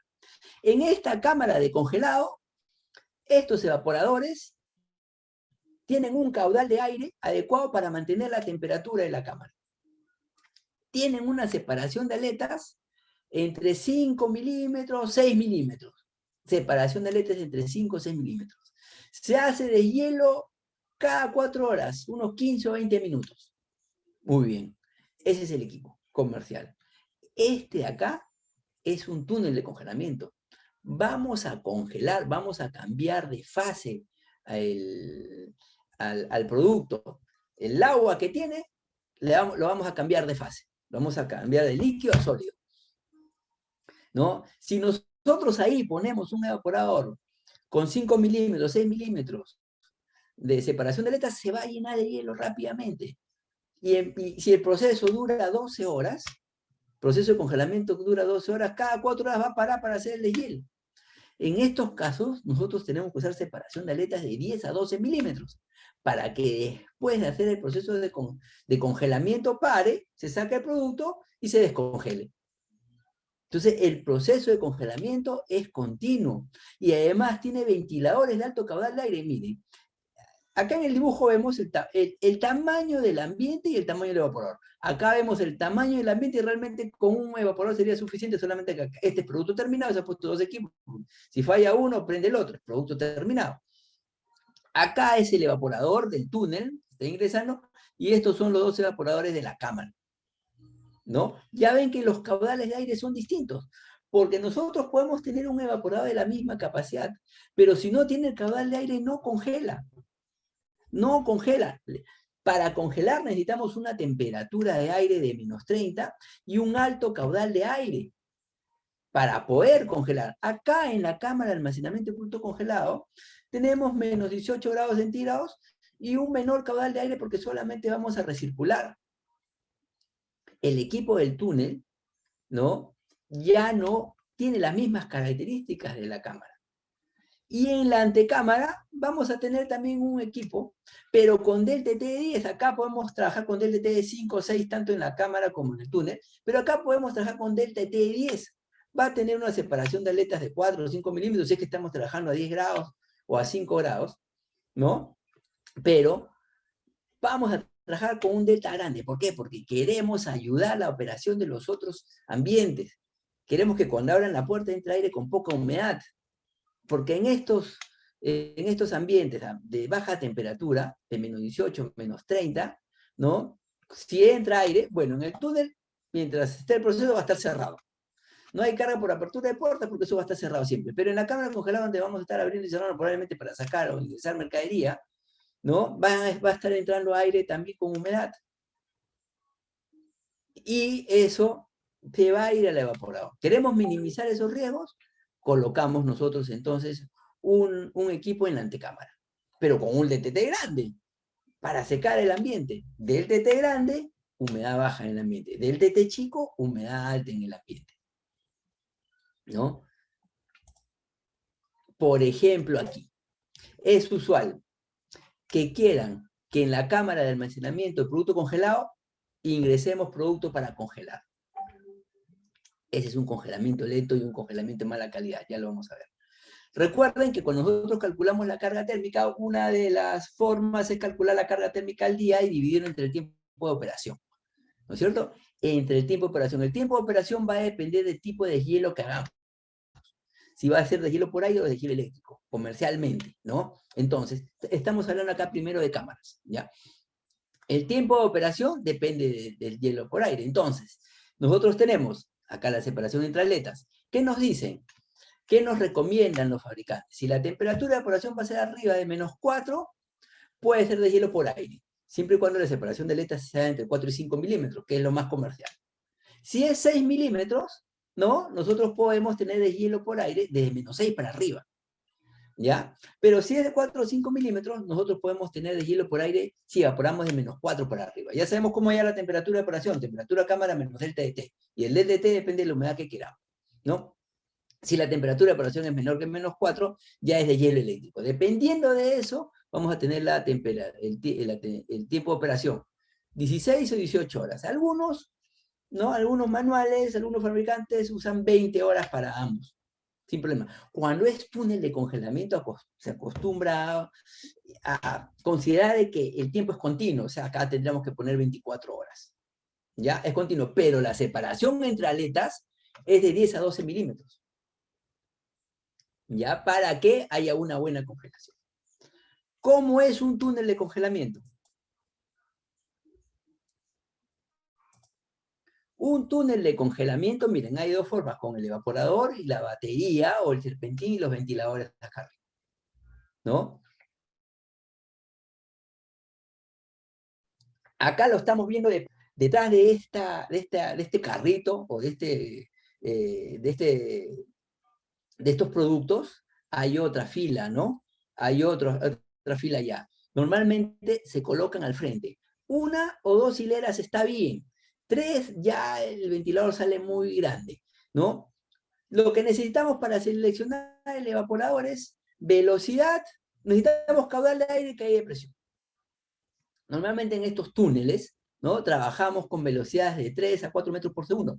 3 metros por segundo si es una hilera, 3.5 metros por segundo si son dos hileras, ¿no? 30 milímetros de columna de agua para caída de presión. ¿Y el caudal cómo lo sacamos? Velocidad por área. La velocidad la tenemos porque es recomendación y el área es el área del serpentín. Y el serpentín lo podemos mandar a fabricar. Si nosotros tenemos dos coches, cada coche 1,50 m por 1,50 m por 2,40, ponemos dos coches, sería 3 metros. Entonces hacemos un serpentín de 3 metros de largo y de la misma altura del coche.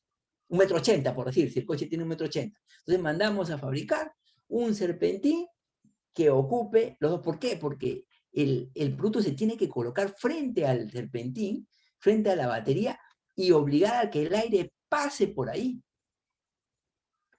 para que lo congele, si no, no lo va a congelar.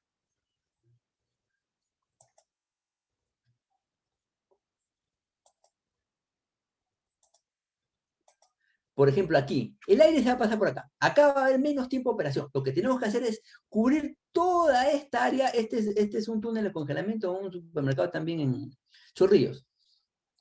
Tenemos que cubrir toda el área con el producto para que el aire pase por ahí. Acá hay un falso techo y arriba están los ventiladores, ¿no? Si no cubrimos, el aire se pasa por el lugar que menos resistencia le ofrece, ¿no? Y no lo congela. No lo congela. Entonces nosotros tenemos que colocar, son distintos los conceptos, ¿no? En una cámara que en un túnel. En una cámara necesitamos un espacio para la recirculación entre los pallets, hay que tener una distancia de 10 centímetros, separado de la pared también unos 10 centímetros por lo menos, pero en unos túneles no. En los túneles nosotros tenemos que tener un espacio, pues, que es espacio, el equipo grande y el espacio reducido, porque tenemos que obligar al aire a que pase por el producto. Si a nosotros nos dicen, ¿sabe qué? Yo quiero que mi cámara congele también. Va a ser un congelamiento lento. ¿Y cuál es la diferencia de un congelamiento lento y un congelamiento rápido? Lo que se congela es el agua que está dentro del producto. En un congelamiento lento, el agua va formando cristales grandes, ¿no? Que rompen los tejidos. En el deshielo se pierden muchos nutrientes, se pierde sabor. Es un producto de mala calidad. En un congelamiento rápido, el agua forma cristales, ¿no? Mantiene la textura del producto. En el descongelado, ¿no? No se pierde la calidad del producto porque ha sido un congelamiento rápido. Entonces, si nosotros queremos congelar en una cámara, perjudicamos al equipo porque el producto entra con humedad, la humedad se va al evaporador, el evaporador tiene poca separación de aletas y se va a llenar rápidamente de hielo. Y por otro lado, el producto, carne de res, por decir, se congela lentamente. A ver, muchachos, ya. Se congela lentamente. Al congelarse lentamente va a ser un producto de mala calidad, ¿no? Entonces dice, ¿saben qué? No. Entonces, para que no se me bloquee, ponle un evaporador de mayor separación de aletas. Ya. ¿Cuánto tiene que ser? 8 a 10. 10 a 12 realmente. Muy bien. No quiero que se me congele un producto de mala calidad, quiero buena calidad. Auméntale la velocidad. Ya lo estoy convirtiendo en un túnel. Y además, en un túnel no puedo tener áreas abiertas, tengo que tener áreas estrechas, digamos, para que el aire pase por el producto, para congelar. Entonces no puedo pretender que esta operación que la hace un túnel congelado lo haga lo mismo una cámara, porque son dos aplicaciones distintas. Por eso con una cámara de almacenamiento congelado debe ingresar producto congelado. Para eso está el túnel, para congelarlo. En este túnel no se queda almacenado el producto. En este túnel entra el producto, se congela, sale y se va a una cámara de almacenamiento. Nosotros vemos aquí, ¿no? Producto sin congelar, congelado lento, congelado rápido, ¿no? Entonces un congelado lento es un producto. Entonces van a colocar, va a perder peso el producto, a no ser que haya producto independiente de la calidad que no le interese que el congelamiento sea lento, ¿no? Porque ese producto va a ir a otro proceso. Puede ser, no sé. Pero lo primero que tenemos que nosotros tener en cuenta es que en una cámara no se puede hacer lo mismo que en un túnel. Para eso son dos ambientes distintos. Las características son distintas. Una cámara, bajo caudal de aire, entre 40 y 80 es el caudal entre el volumen de la cámara, ¿no? Separación de aletas entre 4 o 5 milímetros. En un túnel, separación de aletas 10 o 12 milímetros, altos caudales de aire. Equipos distintos. El producto, miren, la carga térmica. Acá tenemos tres casos. El producto, esta es carga por producto nada más. Si el producto entra a 22, si entra a 2, si queremos congelar 1000 kilos en 24 horas, es la masa entre el tiempo, calor específico antes del punto de congelamiento por la diferencia de temperatura, 18.800 kilocalorías antes. Caso 2, el producto ya entra congelado. Después de su punto de congelamiento, asumiendo que el punto de congelamiento es 0, entra a menos 10. La carga térmica es la masa, los 1000 kilos que entran, entre el tiempo.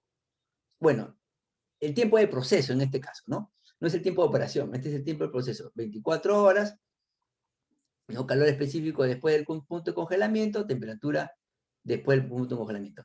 Pero si nosotros ingresamos acá, lo verde, ya entra el calor latente y esa es una gran cantidad de calor que hay que retirar. Esto es lo que ocurre en el túnel.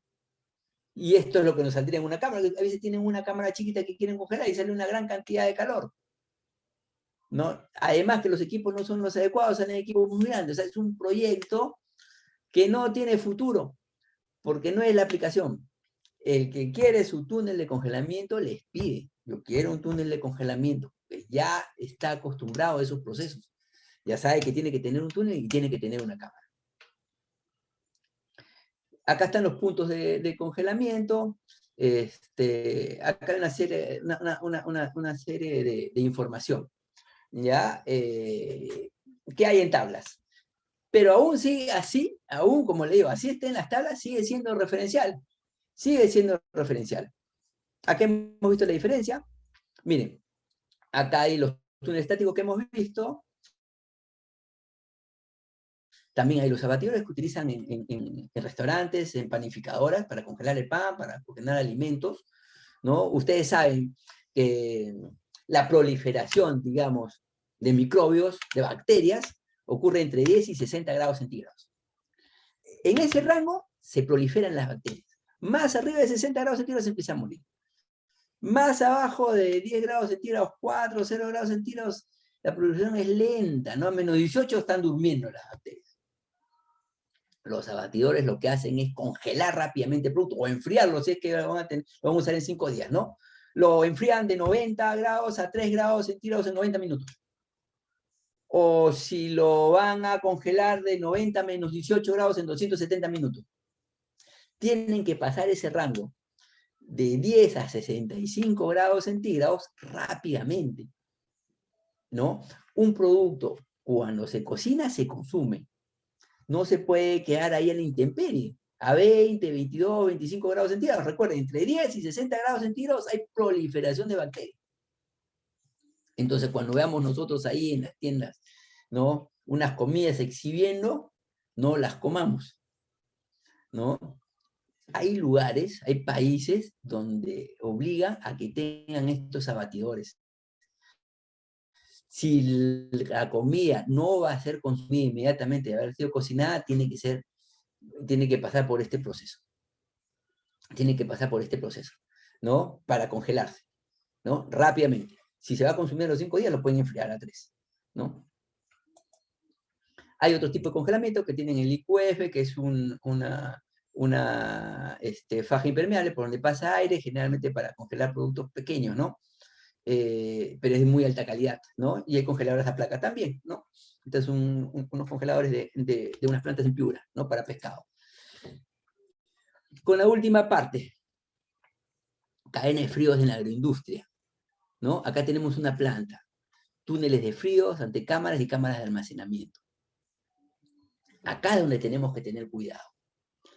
Hasta aquí nosotros habíamos visto y habíamos trabajado, y en la agroindustria lo usábamos igual, pero en los últimos años ha cambiado.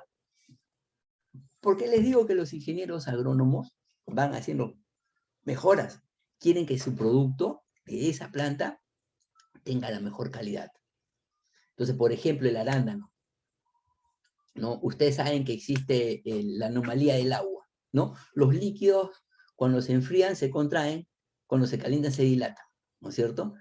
Pero el agua tiene una particularidad. Cuando la están bajando a 4 grados centígrados, cuando la bajan de 4 grados centígrados, en lugar de contraerse, se expande. Y si está a 0 grados centígrados y la calientan, en lugar de dilatarse, se contrae. Entonces, los arándanos, por ejemplo, en función a esto, si durante el proceso, ¿no?, en el que los tienen que empaquetar, está a 0 grados centígrados, están más sensibles al golpe. Están más sensibles, porque los productos tienen agua, ¿no? Están más sensibles al golpe. Entonces lo que recomiendan es que si va a pasar por una máquina, lo enfríen hasta 4 o 6 grados centígrados. Pase por el proceso y recién ahí lo enfríen a 0 grados centígrados. Sin embargo, si el producto va a ser exportado a granel, ¿no? Si lo pueden enfriar a 0 grados centígrados, no va a pasar por una máquina, ¿no? Va a pasar a 0 grados centígrados y lo van a exportar. No. Entonces los ingenieros agrónomos pueden ellos, o clasifican sus productos en función al clima, ¿no? Clima templado, donde está pues la uva, donde está las cerezas, las fresas, los arándanos, ¿no? Clima subtropical, donde están los cítricos, las paltas, clima tropical, donde está el plátano. Con el templado tienen un cuidado especial. La mayoría de los templados, de los productos templados, se almacenan a 0 grados centígrados. De los subtropicales a 7 grados centígrados, los tropicales a 13 grados centígrados. En promedio, más o menos. No significa que siempre van a estar a esa temperatura, están por ahí. ¿Qué es lo que sucede, por ejemplo, con la uva? ¿Qué es lo que sucede con estos productos que se almacenan a 0 grados centígrados? Ellos corren el riesgo de tener un daño por congelamiento. Congelamiento, para los ingenieros agrónomos, congelamiento. Ustedes saben que una fruta está viva, ¿no? Una fruta está viva, respira y bota CO2, agua y calor. De ahí sacamos nosotros el calor por respiración para hacer nuestro cálculo de carga térmica. Pero una fruta está viva. Cuando se congela, se murió, ¿no? Entonces hay frutas que sufren daño de congelamiento. Entonces los jefes de planta, porque cada campo es distinto. Por ejemplo, en uva, de una rama, el azúcar que contiene la uva es inversamente proporcional al congelamiento. Menos azúcar, más temperatura de congelamiento. En un mismo racimo de uva pueden tener distintos grados Brix, ¿no? Entonces, el que tenga menor azúcar es el que va a mandar, tiene la mayor temperatura de congelamiento. Significa que en la cámara no puede haber una temperatura menor a esa, porque si no se va a correr el riesgo de congelarse. Entonces, ¿qué dicen ellos? Toman, en la uva también, la parte superior es donde tiene menos azúcar. Toman su muestra, a muchos la hacen diario, ¿no? Sacan su temperatura de congelamiento. Dicen, ¿saben qué? Mi temperatura de congelamiento es menos 1.4. Me voy a asegurar, le voy a aumentar 1 grado centígrado. Entonces, en mi cámara no puede haber una temperatura más fría que 0.4. ¿Y dónde ocurre la temperatura más fría? A la salida del evaporador. En estos casos, el sensor lo coloca a la salida del evaporador. No como estamos acostumbrados, ¿no? Al retorno del evaporador, el retorno es más caliente, sale más frío. Ellos dicen, mira, está bien, estás acostumbrado, tú quieres garantizar todo, pero a mí me interesa mi producto, ¿no es cierto? Yo no quiero que en la cámara haya menos que 0.4. Muy bien, no quiere que haya menos de 0.4, entonces, ¿dónde ocurre la temperatura más fría? A la salida del evaporador. Ponme el sensor ahí. Y el sensor está ahí, a 2 a 3 metros de la salida del evaporador. Y es lo que rige los arranques y las paradas, ¿no? Porque no debe llegar, está protegiendo su producto. El plátano, por ejemplo, está a 13, 11 grados centígrados, dependiendo de la variedad. Ustedes toman ese producto, nosotros decíamos, a menor temperatura se va a conservar mejor, pero no todos son así. Los meten ustedes a su refrigeradora que está a 5 grados centígrados, van a ver que se empieza a negrear con los días, ¿no? Sacan la cáscara, todavía está adentro, bien, lo pueden comer, pero siguen los días y ya se negrea la pulpa también, se malogró. Ese es daño por frío. Entonces ellos protegen también, ven cuál es el umbral del daño por frío, ¿no? Los duraznos, por ejemplo, están bien a 10 grados, están bien a 0 grados, pero entre 2 y 8 grados centígrados son muy sensibles y se malogran más rápido. Entonces, tenemos que ver de que no entren en ese rango. Esa información nos la da el agroindustrial, que sabe cuál es su proceso. En función a eso, nosotros vamos a calcular, seleccionar carbón e instalarlo, pero la operación tenemos que coordinarla, ¿no? Esto es de hace unos años. Antes no era así. Antes era, como habíamos visto, pero ya les comenté, todo va a ir, todo va mejorando. Todo va y se va innovando. Entonces nosotros tenemos que estar abiertos a escuchar otras opiniones, ¿no? Y de personas que de repente de este proceso van a saber más que nosotros. Este es espárrago, por ejemplo, hay productos que se enfrían por aire, hay productos que se enfrían por agua. El espárrago se enfría por agua, cae un hidrocooler, ¿no? De materia prima, entra a la sala de procesos con evaporadores de doble flujo, toman el aire por abajo y lo lanzan por los costados, bajo caudal de aire especial para sala de procesos donde hay muchas personas trabajando. Un hidrocooler de producto terminado, ¿no? La mitad está en la sala de proceso, la otra mitad está en la cámara de producto terminado. Ahí las cajitas las sumergen, salen a 1 grado centígrados, hacen los pallets, ¿no? Los arman sobre las parihuelas y se va a un camión refrigerado, se va al aeropuerto, hay unas cámaras como esta es una construcción desde muchos años, unas cámaras para recibir ese espárrago de exportación, que va a ser exportado, va a llegar a su punto de destino, ¿no? Donde también van a haber cámaras, van a pasar a unos ambientes, a unos centros de distribución, de ahí van a pasar a los supermercados, que pueden estar en las vitrinas o cámaras, que tienen equipos ya centralizados, y ahí van a ir a nuestra refrigeradora. Entonces nosotros lo vamos a consumir. Pero detrás de todo eso, ya hay una cadena de frío. Y hay un técnico de refrigeración en toda esa cadena de frío, ¿no? Espero, muchachos, que les haya sido de interés esta charla. No sé si tienen alguna consulta que de repente pueda yo responderles.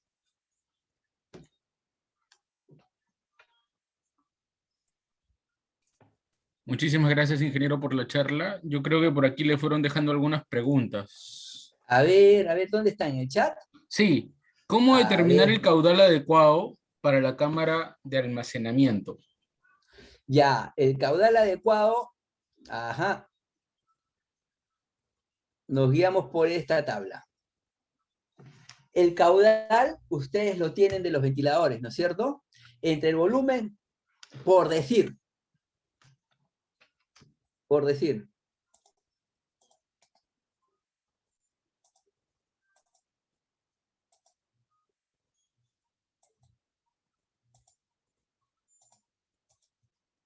tengo una cámara de dimensiones interiores, ¿ya?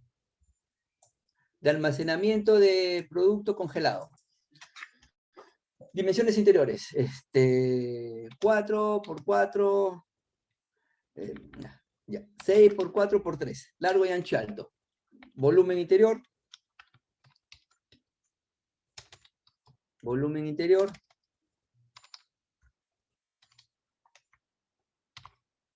6 por 4 por 3. Mi caudal tiene que estar, si es una cámara de almacenamiento de producto congelado, entre 40 y 80. Mi caudal de aire tiene que estar entre 72 por 40 metros cúbicos hora, o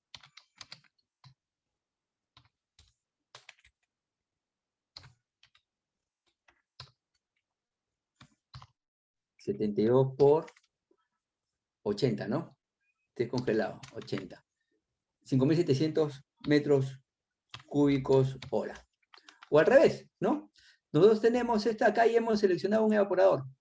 Supongamos que hemos seleccionado este evaporador, el FLA, vamos a poner cualquier número, 0.28. Hemos seleccionado el FLA 0.28. ¿Cuánto es el caudal del FLA 0.28? Nos lo da el catálogo. 2.895 metros cúbicos hora.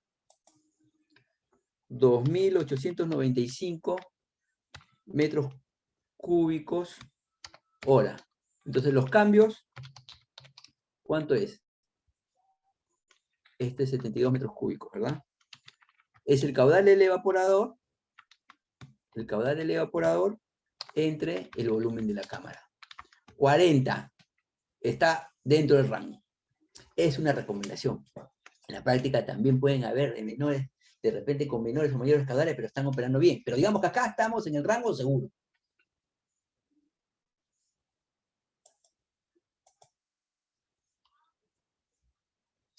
No sé si tienen alguna otra consulta. A ver. Por ahora no veo. Si es que alguien tiene alguna consulta, puede tomar la palabra y hacerla directamente con el ingeniero Bocanegra, no hay ningún problema. Están Muy bien. habilitados los micrófonos.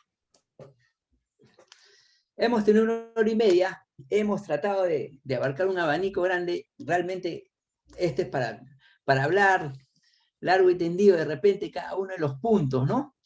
Pero bueno, espero poder haber contribuido en algo con la información que hemos brindado. No sé si tienen alguna consulta al respecto.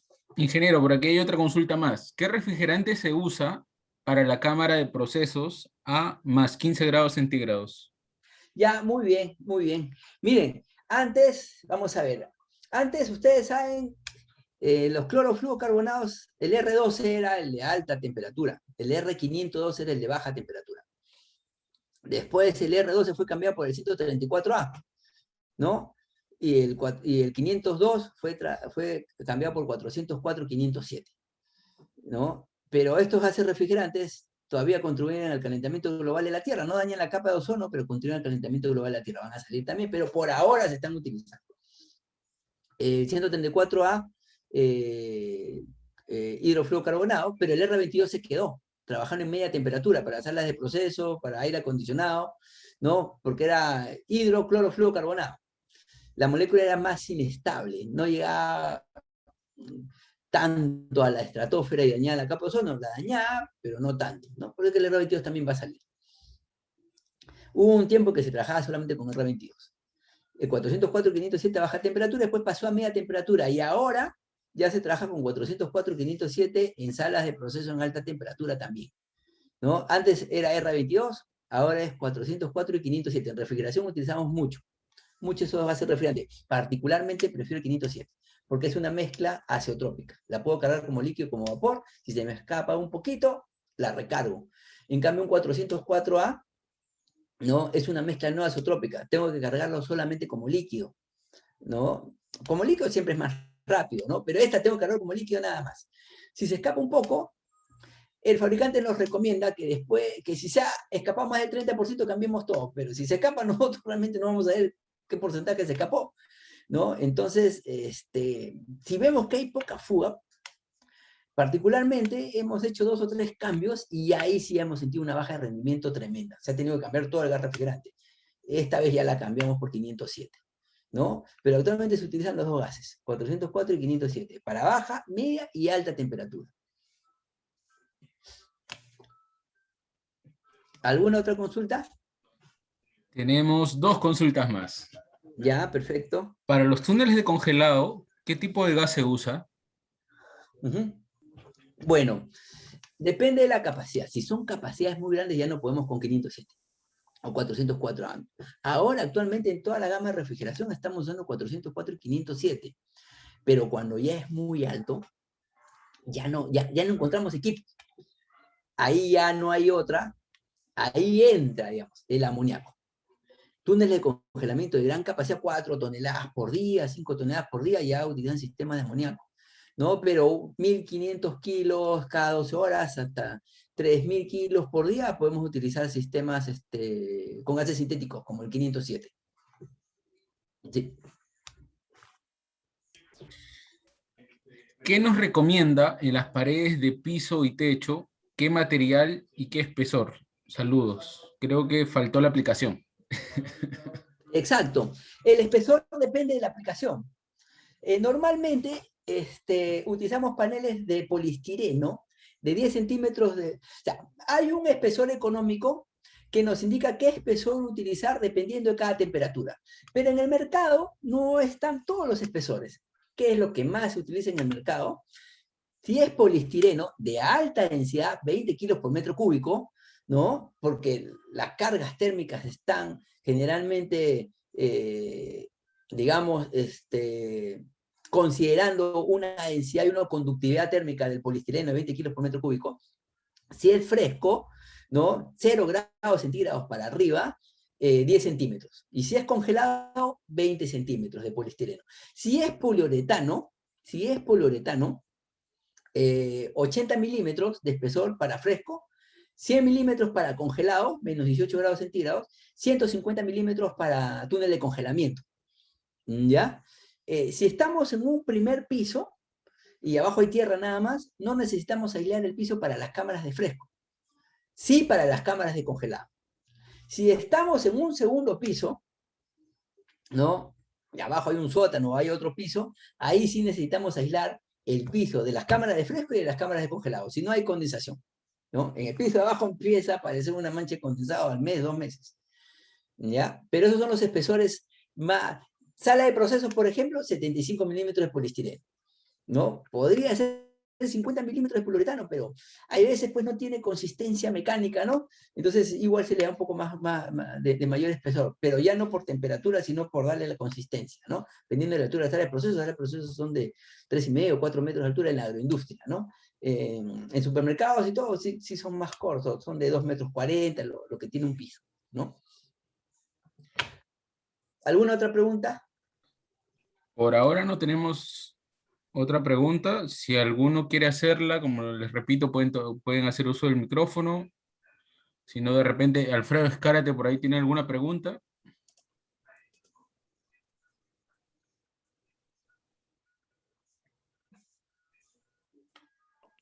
A ver, muy buenas noches, estimado ingeniero Luis Bocanegra. Primeramente, felicitarle por su brillante posición. La verdad que nos ha ilustrado mucho en este campo de la cadena de frío y la refrigeración. No, una consultita que quería ver más que nada, del uso de estos gases refrigerantes, el tema es a qué valores de capacidad estaríamos hablando, ¿no? Cuando ya no se puede usar, por ejemplo, hablaba del amoníaco, ¿no? Para sistemas, ¿no? De gran, equipo de gran capacidad, ¿no? ¿Correcto? Lo que quería que nos indique, ¿no? Más o menos Sí, bueno, ¿a qué rango? básicamente donde se utiliza mucha aplicación en amoníaco, más o menos, ¿cómo están los gases refrigerantes ahora? En refrigeración doméstica, antes usaba R12, pasó a 134, ahora usan hidrocarburos, ¿no? Porque ahora todo está orientado a utilizar gases naturales, ¿no? Gases naturales. Entonces, en refrigeración doméstica se utiliza hidrocarburos, el R200, el R600, pero son inflamables. No hay problema porque son pocos gramos lo que circulan por refrigeración doméstica. Entonces, están limitados, digamos, por ahora, están limitados a cierto uso. Refrigeración industrial, digamos, como les digo, túneles de repente de 5 toneladas por día o por batch, el batch es el tiempo de congelación, ya se utiliza amoníaco. Amoníaco siempre se ha utilizado mucho en pesca porque son grandes capacidades de congelamiento, grandes capacidades de almacenamiento, ¿no? Ahora, y el amoníaco es un gas natural. No daña la capa de ozono, no contribuye al calentamiento global de la Tierra. Es tóxico, sí, por eso que, aunque fue de los primeros gases refrigerantes que aparecieron, fue sustituido comercialmente por los gases, primero, la primera generación, los clorados, ¿no? El R12, ¿no? Y ahora, bueno, por el 507, 134, 404, ¿no? Lo que se está usando mucho en supermercados, de hace unos años también, primero, en sistema cascada en el lado de baja es el CO2, ¿no? Porque su punto crítico es muy bajo, entonces se utilizaba mucho en sistema cascada en el lado de baja el CO2. Pero ahora ya están utilizando supercrítico, ¿no? Arriba del punto de congelamiento con el CO2 igual, ¿no? Que es gas natural. Pero eso, la aplicación está en supermercados, ¿no? En refrigeración industrial, comercial, todavía nos seguimos con el 507. Ya próximamente, bueno, en algunos países europeos están utilizando el R1234YF, creo que es un HFO, me parece, ¿no? En nuestro mercado todavía, ¿no? Pero seguramente va a venir, que son gases sintéticos también, pero que no tienen efectos sobre el calentamiento global de la Tierra. De hecho, que el daño a la capa de ozono ya fue descartado por todos. Ahora lo que se está viendo es que no dañe la capa, o perdón, que no contribuya al calentamiento global de la Tierra, ¿no? Entonces, para grandes plantas frigoríficas, sobre todo en la pesca, que son grandes capacidades, túneles de congelamiento de grandes capacidades, ¿sí? Es el amoníaco el que prácticamente, ¿cómo se llama? El gas refrigerante oficial, ¿no? Que utilizan ahí.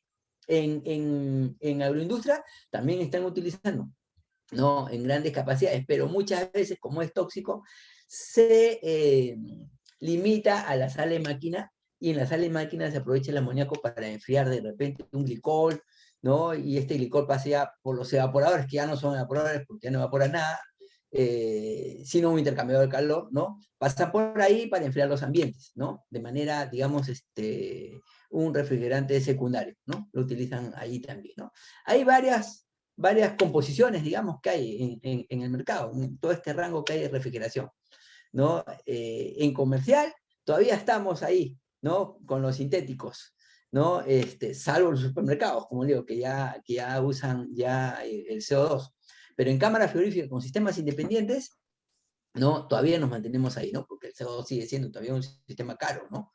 Y es parte de todo un sistema mucho más grande, ¿no? Pero en refrigeración, como le digo, comercial, industrial, de ciertas capacidades, digamos, 60 caballos, por decir algo, ¿no? Que es hasta donde generalmente tenemos equipos, ¿no? Trabajamos con gases sintéticos, que básicamente en estos momentos es el 507-404.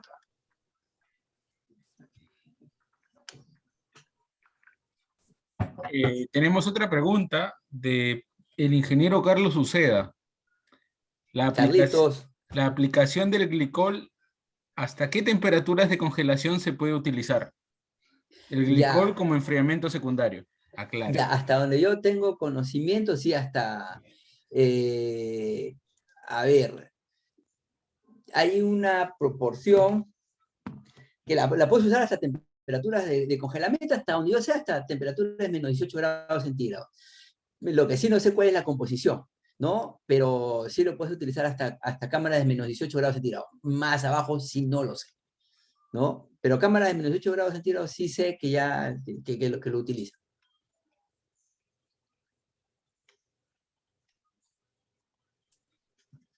Un saludo a Carlos Uceda.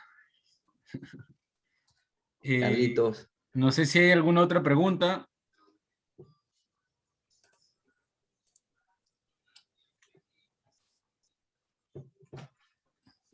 Bueno, creo que el feriado tiene un poco silenciosos a todos. Sí, no, también yo entiendo porque es una información muchas veces nueva para Sí, uno, ¿no? Entonces, lo importante es que es una información y que tengan presente, ¿no? Los cuidados que hay que tener. Seguramente que ya, cuando les toque ver un problema en sí, van a acordarse de algo y van a tomar sus precauciones, ¿no? Van a tomar sus precauciones y van a investigar seguramente más al detalle de la aplicación en la que están trabajando, ¿sí? ingeniero Bocanegra, me preguntan por su correo. Ah, ya, está aquí. Puede ser, que es el de la uni, llbocanegra@uni.edu.pe.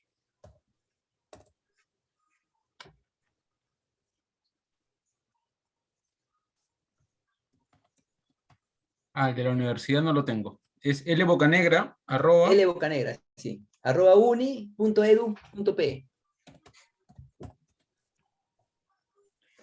Lo comparto.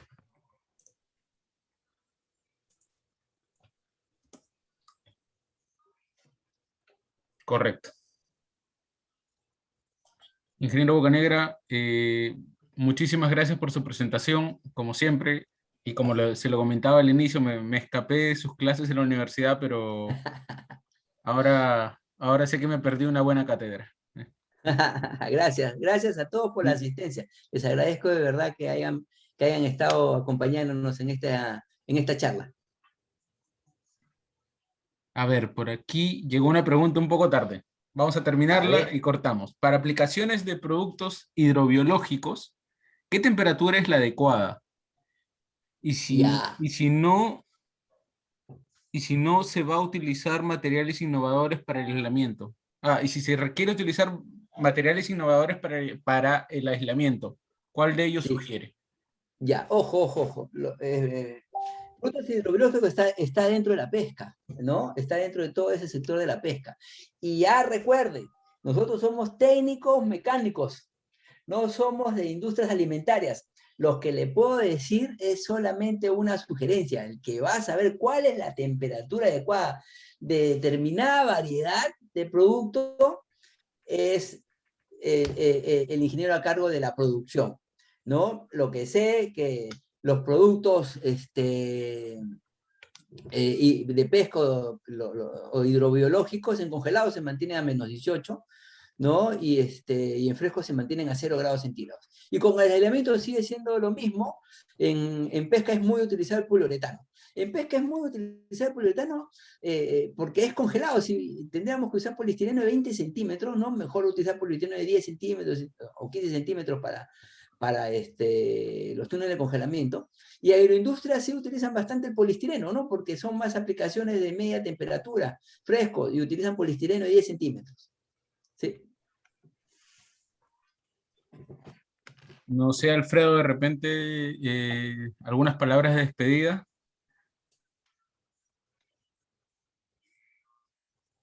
Ya, ahora sí, estaba bien. Estimado ingeniero Luis Bocanegra Ortiz, agradecerle por su presentación, por su colaboración hacia el capítulo ARRAE Perú, y a todos los asistentes, desearle las gracias, ¿no? Por haber hecho este sacrificio de estar conectados en el feriado, pues, la verdad.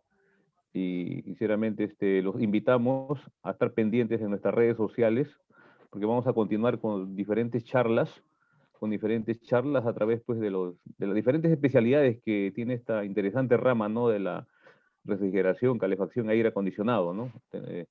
Los invitamos también a integrarse al capítulo, ¿no? El capítulo va creciendo día a día. Somos uno de los capítulos que se inauguró virtualmente junto al capítulo de Sudán, justo hoy día viendo ahí en la conferencia anual que ha habido ahí, justo apareció Sudán y Perú, ¿no? El de Chandigarh. Chandigarh, ¿no? Sí, así es. Gracias, Luis, por la corrección, ¿no? Y bueno, síganos en las redes y siempre estaremos, pues, dispuestos a compartir conocimiento. Los invitamos también, agradeciendo a todos los ingenieros especialistas, ¿no? Por ese aporte, y a los jóvenes también, a los estudiantes, pues, que están integrándose también a través de los branches. Ya tenemos ¿cuántos branches tenemos, Luis, formados ya hasta ahorita? Aprobados 5, en funcionamiento 4, y tenemos 72 estudiantes según el último conteo de Ronnie Cortés. Sí, qué bueno. Entonces, la familia de ARRAE Perú sigue creciendo y nuestro objetivo es integrar a los estudiantes de las diferentes universidades a lo largo y ancho de todo el Perú, ¿no? Porque el capítulo peruano nació para descentralizar, ¿no? Para integrar a todo el Perú. Y muchísimas gracias por su atención. Muchas gracias, Luis, y Gracias muchas también. bendiciones a todos. Gracias. Cuídense, señores. Hasta luego.